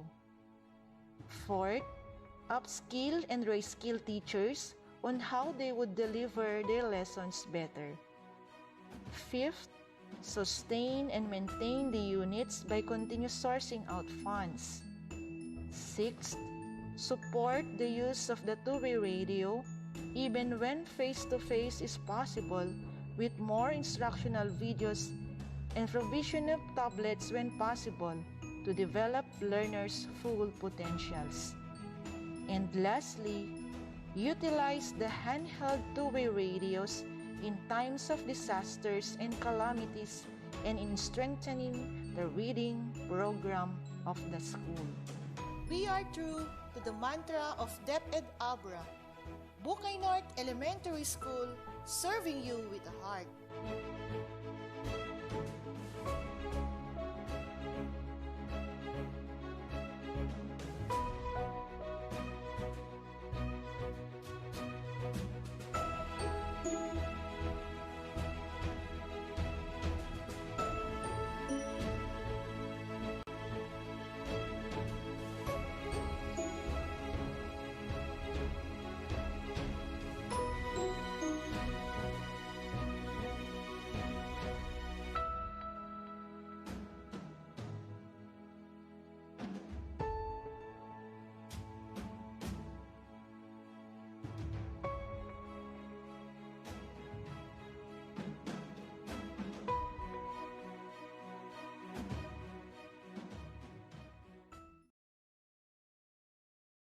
Thank you so much, Miss Hazel. And now for our last presentation, we have Mr. Rowan from Buena Vista Elementary School talking about e9.com.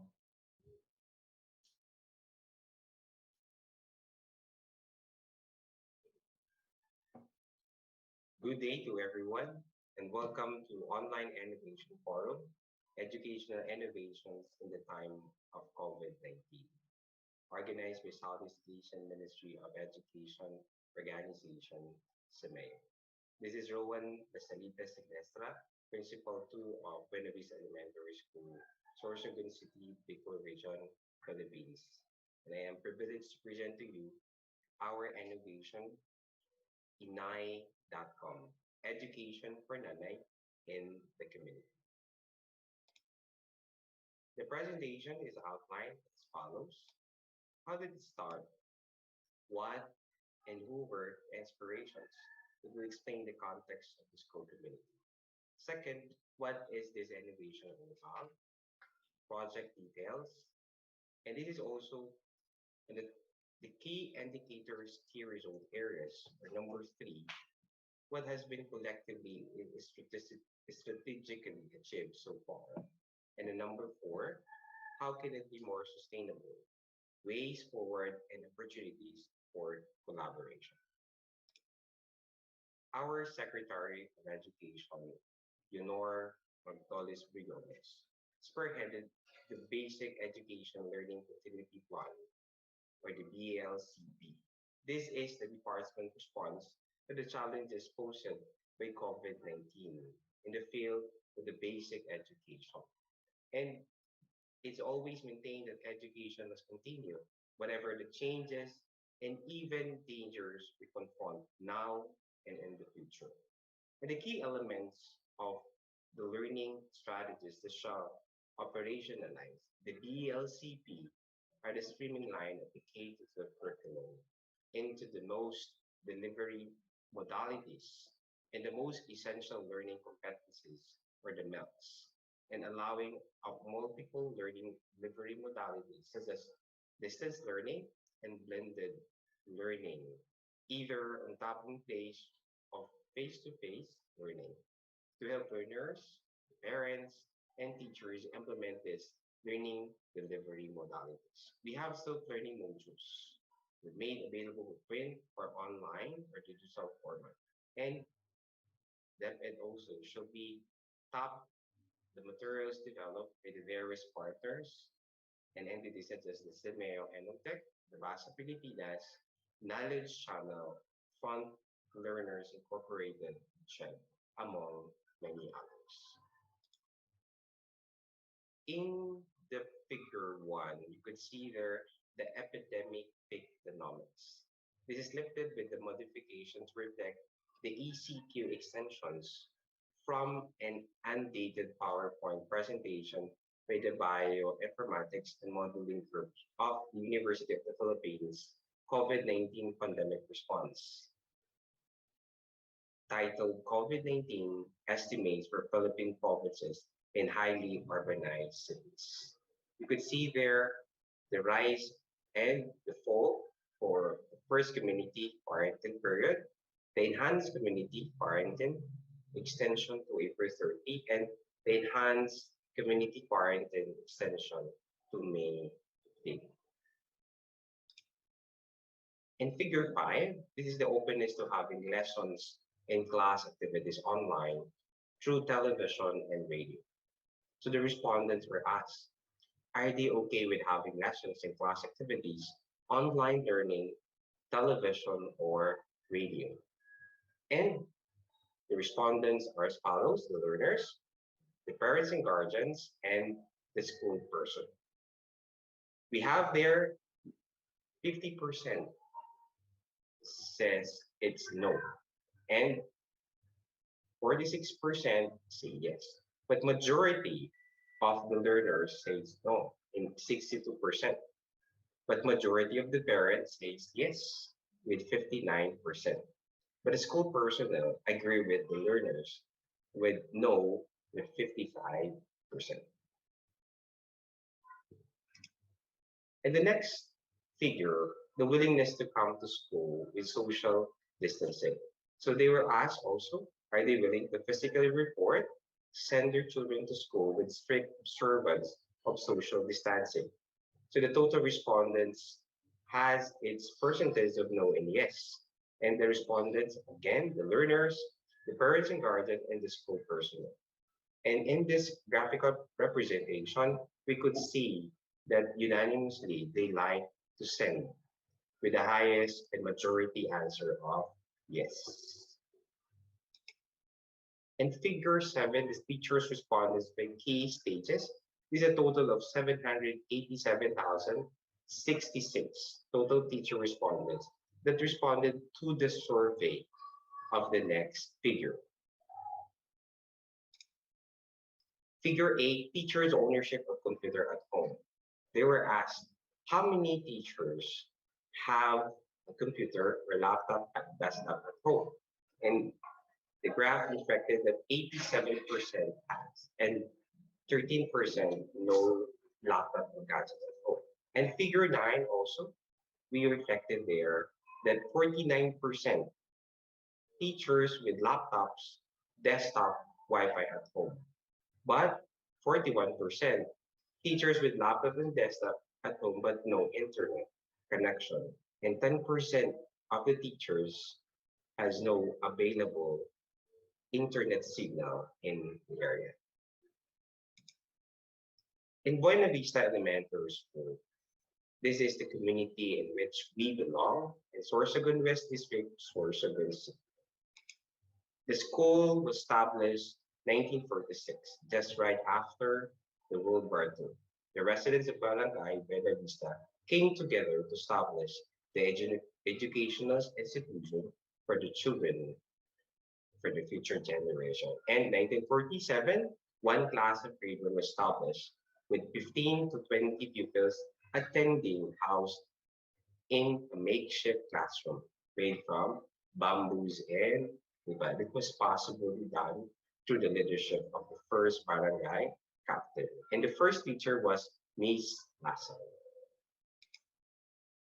Now, through the leadership of the school principal, Bruce Foley, together with his Power 9 teachers, Buena Vista Elementary School offers kindergarten to grade 6 with 277 learners as of the latest enrollment. The school is part of the 3 Acts of Goodness Movement of the Philippines, supported by Fu Guangshan Foundation of Taiwan.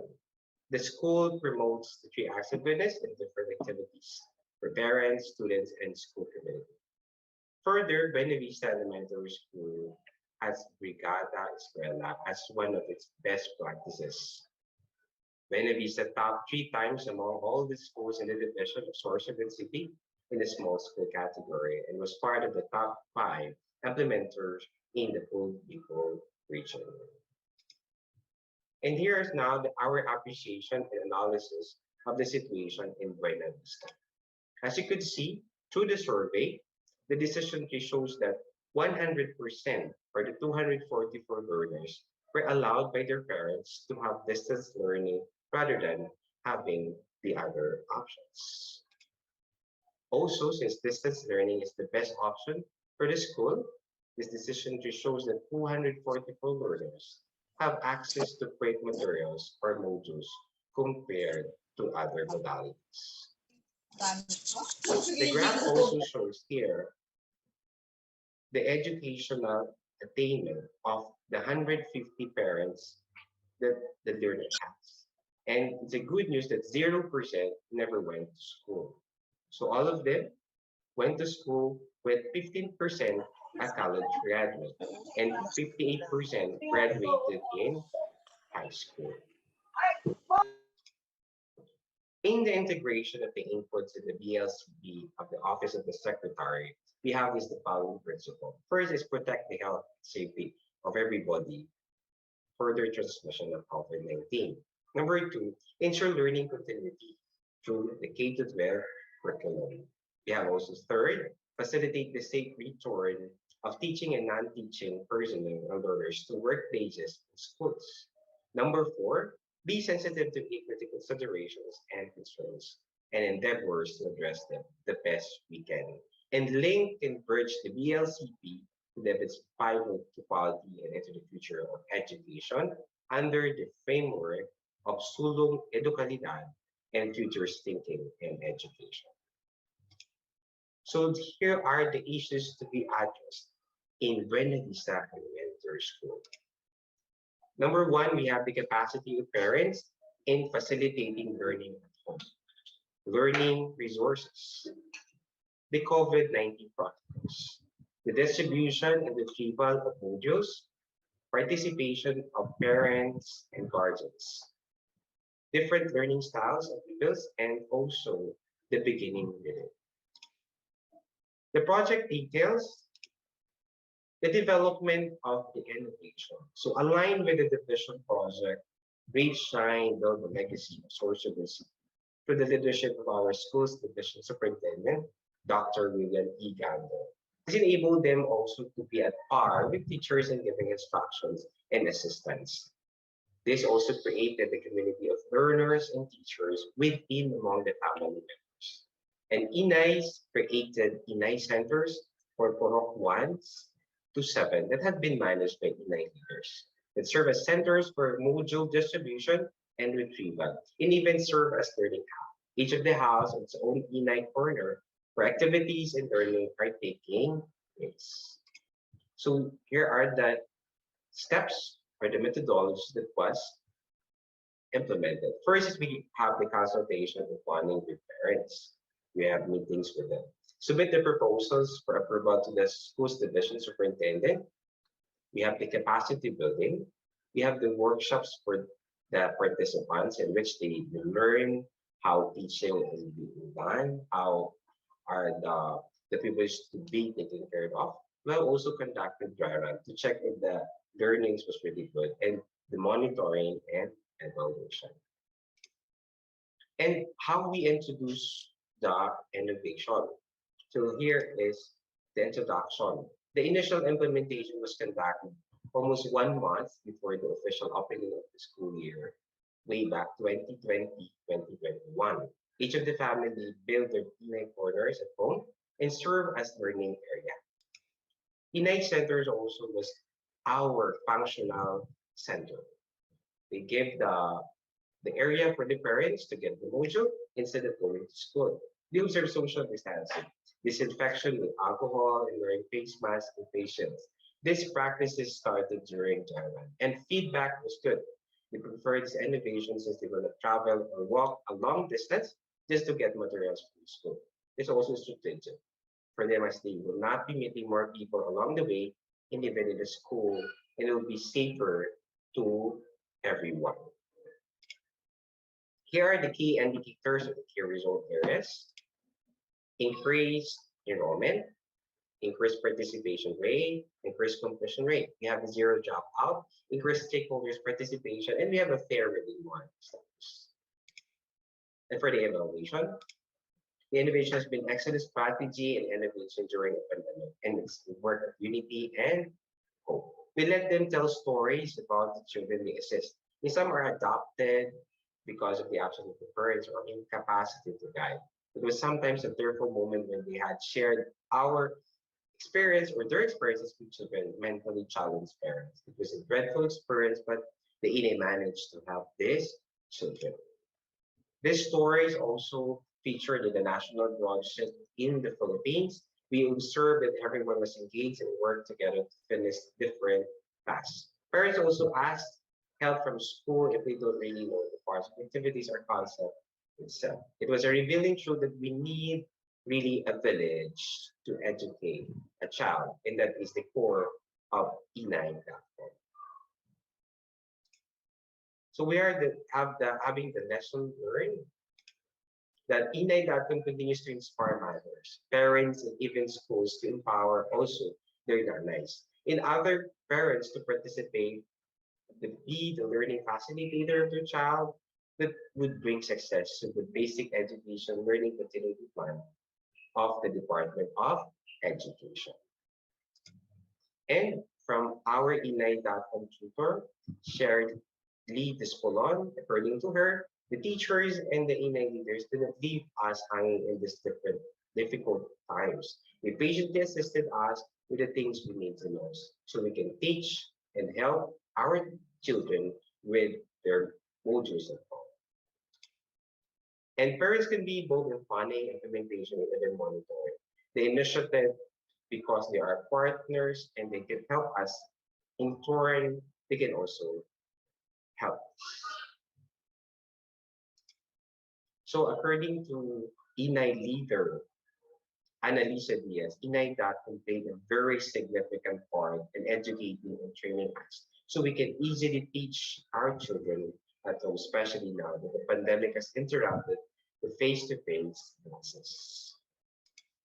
And we have the key success factors. You can see the enrollment is going up.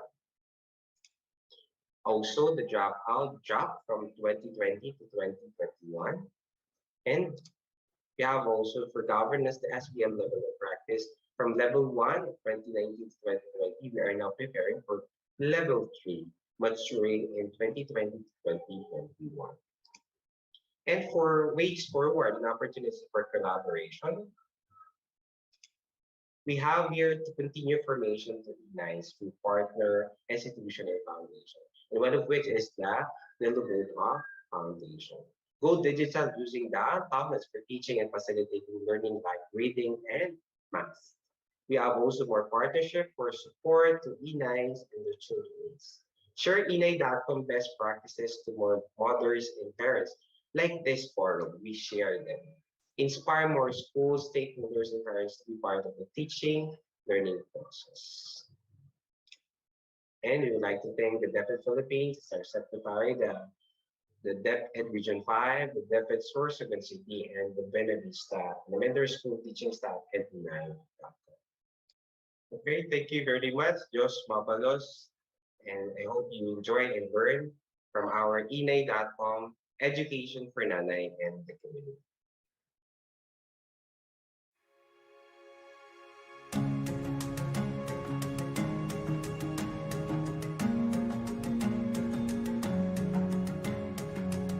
The Department of Education of the Republic of the Philippines, through the leadership of the Secretary of Education, Secretary Leonor Magtolis Briones, implements the BLCP, the Basic Education Learning Continuity Plan, in response to COVID-19. In our regional level, through the leadership of the Regional Director, Gilbert T. Sadsad, we have the Project SMILE that is translated to the vision program of the Sorsogon City Division, Reach, Shine, Build a Legacy, through the leadership of our Schools Division Superintendent, Dr. William E. Gando. In our Schools Division of Sorsogon City, this one school never fails to surprise me. Buena Vista Elementary School. Under the leadership of Sir Rowan Celestra, the school principal, this small school in a comparatively depressed community by the dump site of the city is able to come up with creative solutions to their problems, no matter what circumstances time brings. Like now, during this pandemic, where we are left without other option but to exhaust possibilities to continue the education of our children, Sir Rowan and his teachers came up with a brilliant idea of engaging the nanays or mothers in the community to help assist or teach their children at home. Through this amazing program, INNOTECH, which stands for Educating Nanays or Mothers in the Community, Sir Rowan and his team trained the mothers on how to assist their children on their lessons. In our school, Buena Vista Elementary School, we continue to share the goodness, the governance, and the goals of the Department of Education to continue education amidst pandemic. Inay.com is our BLCP, Education for Nanay and the Community. Education in the Nanay and the Community, or Inay.com, was one of the most timely and relevant projects in this time of pandemic. And upon the implementation of this basic education continuity plan project, we encountered difficulties and challenges. And one of which is we have parents who don't have the capacity and the time to teach their children. So with the big help of our Inay leaders who undergone seminars and trainings, they adopted these children and they the one who teaches them in their Inay centers. Also, we face the challenge of some of our parents who don't participate and coordinate in the implementation of this project. What we did is we promptly home visited them and conduct monitoring. Though we face these different challenges and difficulties, but with cooperation, open communication, and strong partnership, we can surpass all of this for our children for the future. Nakabulig sa akon ang inay.com sa batit ko sa pagturo. Kung ananon lain niya na aaraman sa balay na pag sa eskwelahan, naaraman mo yan gihapon dito sa inay.com. Inay.com is very significant to Buena Vista Elementary School and its community. It helps the school in distributing and retrieving learning activity sheets and modules. With the different trainings conducted by Inay.com, the school is armored with trained parents in facilitating learning, which children are the beneficiaries. It builds a strong partnership between the school, parents, barangay officials, its community, and different stakeholders aligned with the division mantra, Reach, Shine, Build a Legacy. Inay.com also realized the goals of the Department of Education in continuing quality education amid pandemic. Madako po siya nabulig, lalong-lalo na po sa mga nanay na wala sing kakayahan na turuan po ang sariling mga sadiri na batit. Kaysan una talaga, ini na module talagang dako na habo sa eskwela. Pero sa umpisa lang pala ito, naging primero, panduwa, pantulo, nasanay na kami, pati ang mga mama, nasanay naman dito sa amo. In the future, we plan to have more trainings and seminars for all our Inay leaders and facilitators. Along with that, we want all the Prof centers to have technological devices such as television, Wi-Fi, and printer. For all the Inays, we aim to provide them with tablets for easy learning access. We believe that all of these things will bring significant growth and development to all the learners, Inays, and the community of Buena Vista. We empowered them, we capacitated them to be learning facilitator and give them the opportunity to learn, to share, and to be part of the educational system.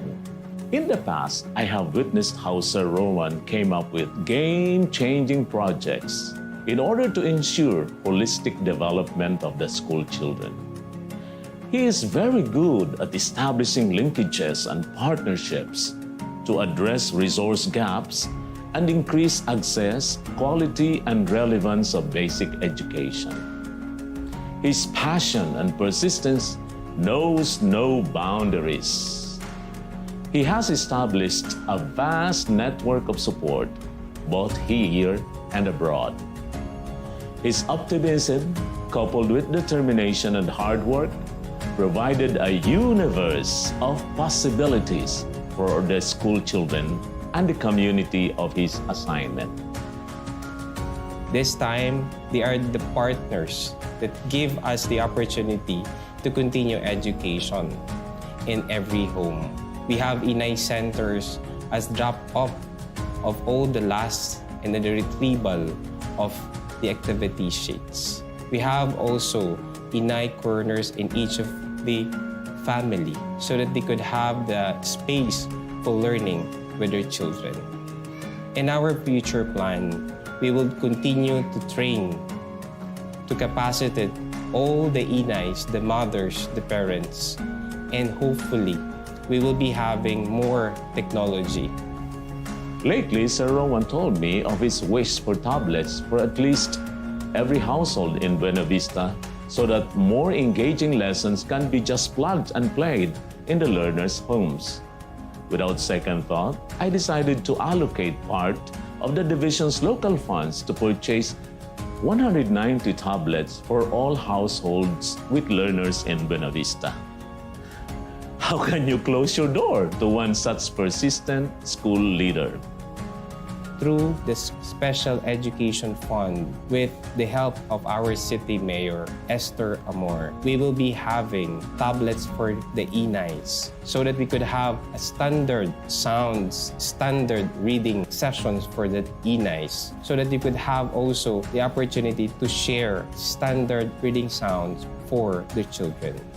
As we move to the next level, as we move to the next phase, with limited face-to-face classes, we will be empowering again and again the inays to continue to learn, to be learning facilitator so that education would continue amidst pandemic. If all school heads are like Sir Rowan, and the schools and communities are like Buena Vista, what a wonderful world this will be indeed for our school children.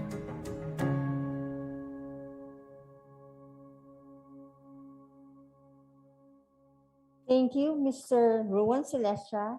And for this part of the forum, we now have our three presenters in front of us and one virtually in Indonesia to address the questions you posted in Zoom chat and the FB Live comments. Maybe I can begin for us, Ate Jo. Mm-hmm. Okay, first question, we have one for Dr. Joanne. So the question is, what are your tips for teachers who want to build their own educational applications? Is it necessary for them to learn how to code? In making the digital application, you need to coordinate with a particular game developer. So that game developer will help you to materialize that particular digital app. You can either make in mathematics, reading, or other learning areas that would help or alleviate or help to improve the improvement of learning among your students. So it is important that you need to coordinate with a particular game developer because it needs coding, especially in materializing a digital app in mathematics. Okay, thank you so much, Dr. Joanne. So that Dr. Joanne said that it's not necessary for you to be the one developing the app. You can coordinate with someone, with an expert who can do it for you. If you remember from Dr. Joanne's presentation kanina, she showed yung budget for it. So Dr. Joanne, how did you raise the funds for that particular application? It comes from my personal fund po, from my own salary and mid-year bonus po. Okay. So it's a sacrifice in my part, but it's very fulfilling once you see your students learning from your initiative. Okay. Thank you so much, Dr. Joanne. You really deserve this award for your selflessness. Okay, maybe. And I also have a question for Miss Mary Hazel Ballena. Ballena. Yes. Sorry. How do you see Teach Talk being implemented in the easing of COVID restrictions and face-to-face classes? Thank you very much for that nice question, ma'am. Actually, Teach Talk played a very important role in the delivery of quality education during the pandemic because it served as a connection between and among teachers, learners, and parents during And even after the scheduled classes, pupils could easily ask questions. It's a real-time instrument where even parents could ask for clarifications, for better explanations on the different lessons delivered by the teachers. For the opening for the face-to-face classes, even if or when face-to-face classes are possible, we still promise to continue using these two-way radios. We will distribute to our learners so that even when these children would be absent from the class, they could still connect. They could still learn even at home, whatever the circumstances or uncertainties they are facing with. Thank you, Ma'am. Thank you, Ms. Ballena, and that is good to hear. And I have a follow-up question. With the success of Teach Talk, do you have further plans to step up and innovate Teach Talk even more? Yes, we plan to level up using our two-way radios in times of calamities. This could be a good instrument where we could trace our learners even during typhoons. They could still have to continue studying even at home. We also plan to use these two-way radios in conducting remedial instruction to improve the reading levels of our learners. We will have to schedule a separate hour for such purpose. Thank you again, Ms. Ballena. Thank you so much, Ms. Ballena. Now we have a question for Mr. Rowan Celestra. I have one here. How do you, because in our context right now, of course, we are slowly shifting back to face-to-face, and in the future, we will be conducting face-to-face classes. Now, how do you plan to continue the INNOTECH program as we are slowly going back to this phase?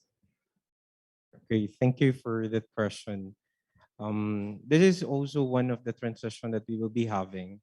And some of the school already piloted the face-to-face classes. And for us, face-to-face or at-home classes, INNOTECH.com would be very significant. Because since we will be having a limited face-to-face, children will be staying at home then for some days and some day in the school. So INNOTECH.com will intensify its capacity building because we will continue to give them the skills of learning facilitator, and even with the help of the tablet that will be coming soon with the help of the Sorsogon City Division through our SDS and the city mayor, we will be teaching them how to use a tablet in reading.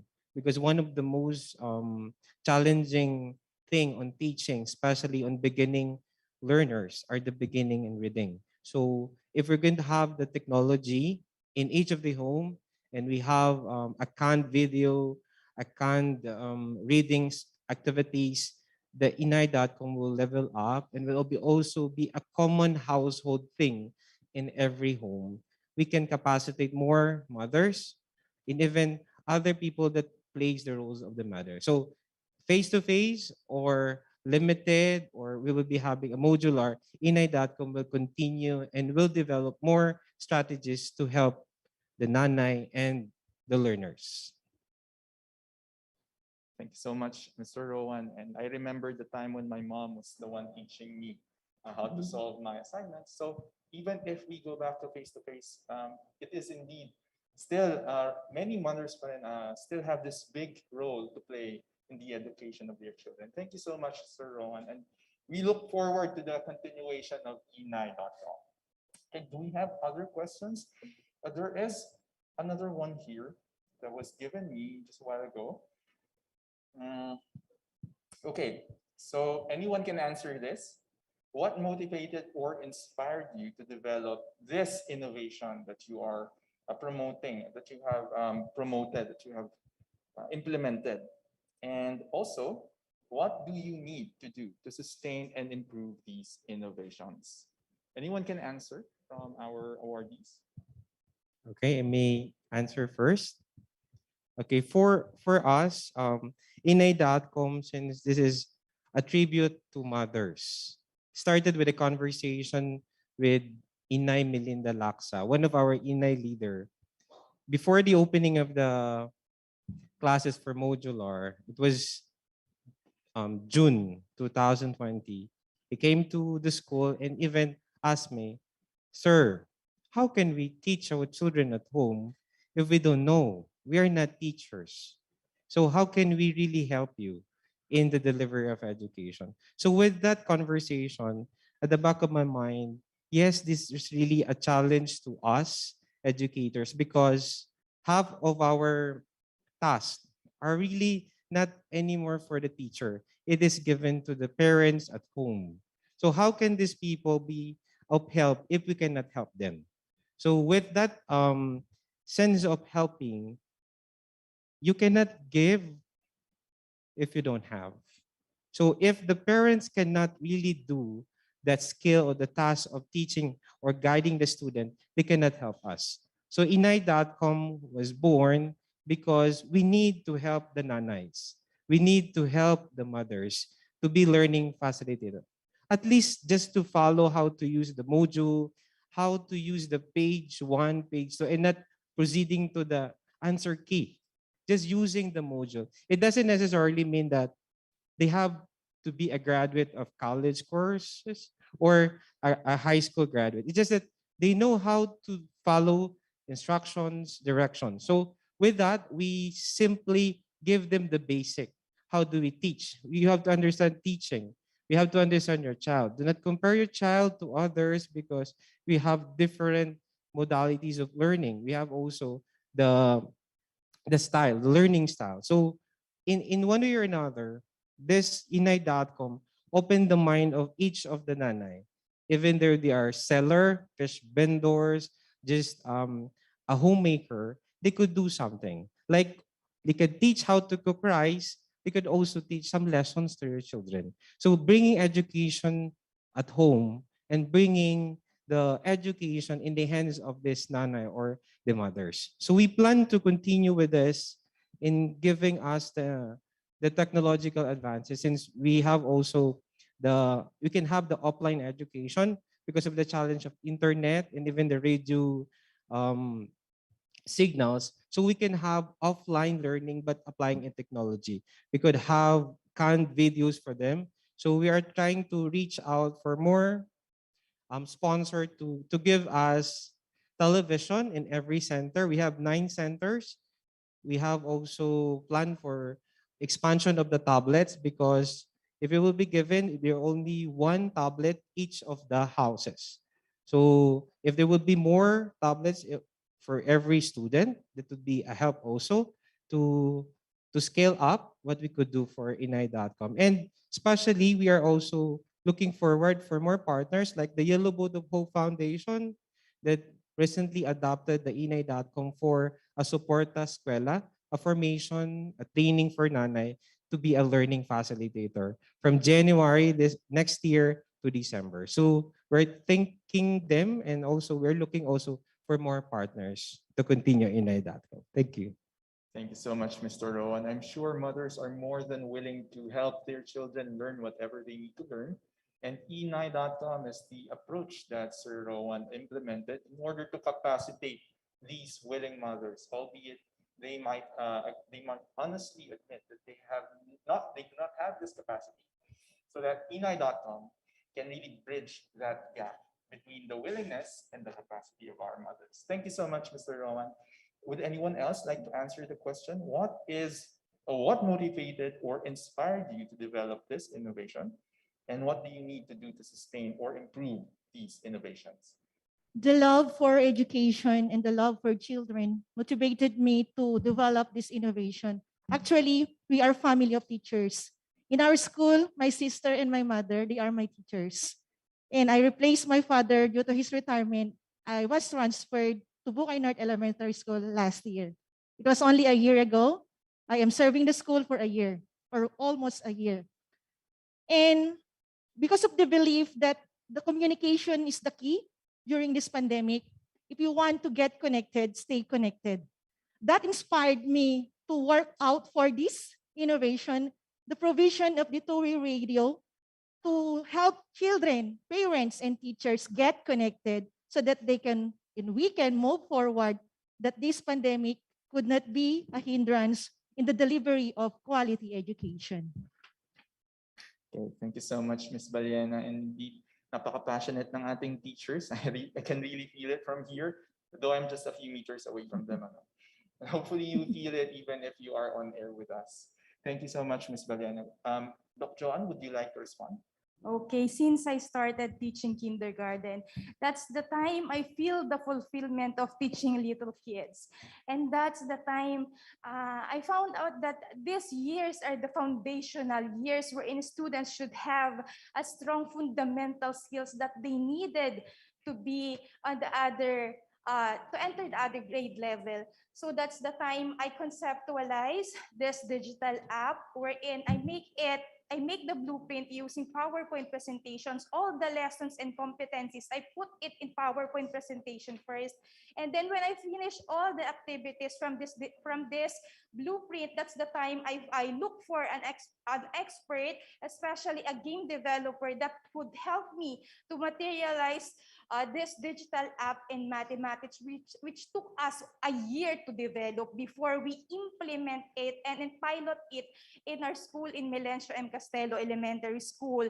And then my reason for making the reading videos is that I became also a grade 6 teacher for 4 years, and I am the testimony of how hard it is for the teachers, for the parents in teaching reading. Especially we have students that are in grade 6 but they still struggling in reading. Some of them cannot sound letter, some of them cannot read syllable or even words or even sentences. So that's the time I volunteer to go back to that foundational years wherein I volunteer to become a kindergarten, because that's the year wherein students should have the fundamental skills in reading that they can use when they enter their grade 1. And that's the time that I developed this reading videos that I uploaded in my YouTube channel, Crispon TV, wherein my students or my parents can able to access it anytime and anywhere. And then last November 10 and 11, we continue to launch this digital app and reading videos in my former school, Melencio Castelo Elementary School, through Slack, wherein it is also through an FB Live. And then also we launched it in Pinyahan Elementary School, wherein we orient the parents from kindergarten and even the teachers from grades 1 to 3 on how to use the digital app, and at the same time the reading videos in the remedial reading lesson, wherein it is the burden of the teachers and parents in teaching reading among the students, and especially it builds the strong foundational skills of these students to be well prepared, especially in learning the different learning areas, because reading is one of the essential skills that students should be competent with. Thank you so much, Dr. Joanne. And what a journey our teachers are willing to go through just to deliver these solutions to us. So I hope students, you develop a bigger appreciation for your teachers and your principals, because they're doing their best in order to help you learn what you need to learn so that your future would be brighter. And now, again, let us give a warm applause to our first batch of Southeast Asian Educational Innovation Award winners. Dr. Joana B. Romano, Mrs. Betya Sahara, Miss Mary Hazel B. Ballena, and Mr. Rowan Celestra. Congratulations and good luck to in your future endeavors. May you inspire educators in Southeast Asia in uplifting the quality of education despite our recent challenges. For those of you who joined us via Zoom and in our Facebook live streaming, kindly access this link. I think we will show the link here. We also have the QR code for your convenience. And kindly access this link for you to receive the certificate of attendance. So this link leads you to our certificate of attendance. May you please access this link. Don't forget to screenshot if you cannot access it at the moment. Right. And also, may we invite everyone to our upcoming regional forum on January 27 to 28, 2022. So in order to hype you up and excited for this event, please watch this video with us. This January 2022, heed the call. Unmute your mic and speak up. Education and the billions of learners around the world are one of the hardest hit by this pandemic. This compelled us to reinvent schools and learning. Learning in school shifted to learning anywhere, anytime in an unprecedented scale and speed.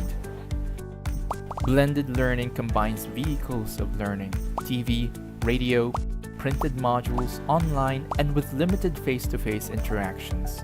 This has transformed the way we teach our learners, design and deliver instructions, develop learning materials, assess students' progress, and engage our parents and community. Schools are not merely physical buildings anymore. Schools are where the students are, where the teachers are, and where parents are. Schools are where learning happens, wherever and whenever that may be. Almost overnight, our roles are expanded and expectations changed. And so we ask ourselves, what does it take to be a school leader of the future? How can we reinvent teaching and learning to prepare our learners for the future? How can we redesign meaningful learning opportunities for students, teachers, and the community? What kind of school will prepare our students for the future that we all want? Our old ways are challenged, and we are being compelled to think of new possibilities. How might we reinvent schools for a better future of every learner in the region? It's time for us to come together. Come with your questions, answers, worries, and aspirations. Be part of this gathering and let your voice be heard. We're passing the mic to you. It's time to unmute.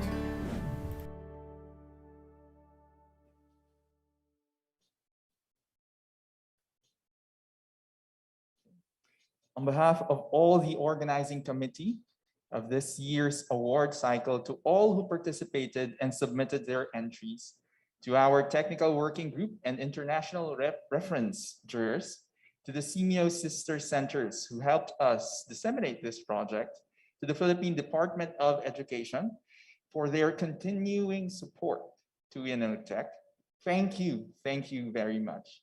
Again, maraming salamat po and enjoy the rest of the holidays. This has been your host for the ceremony. I am Genesis. And this is Jocelyn, wishing and hoping for a better future for every learner in Southeast Asia and beyond. See you again. Thank you.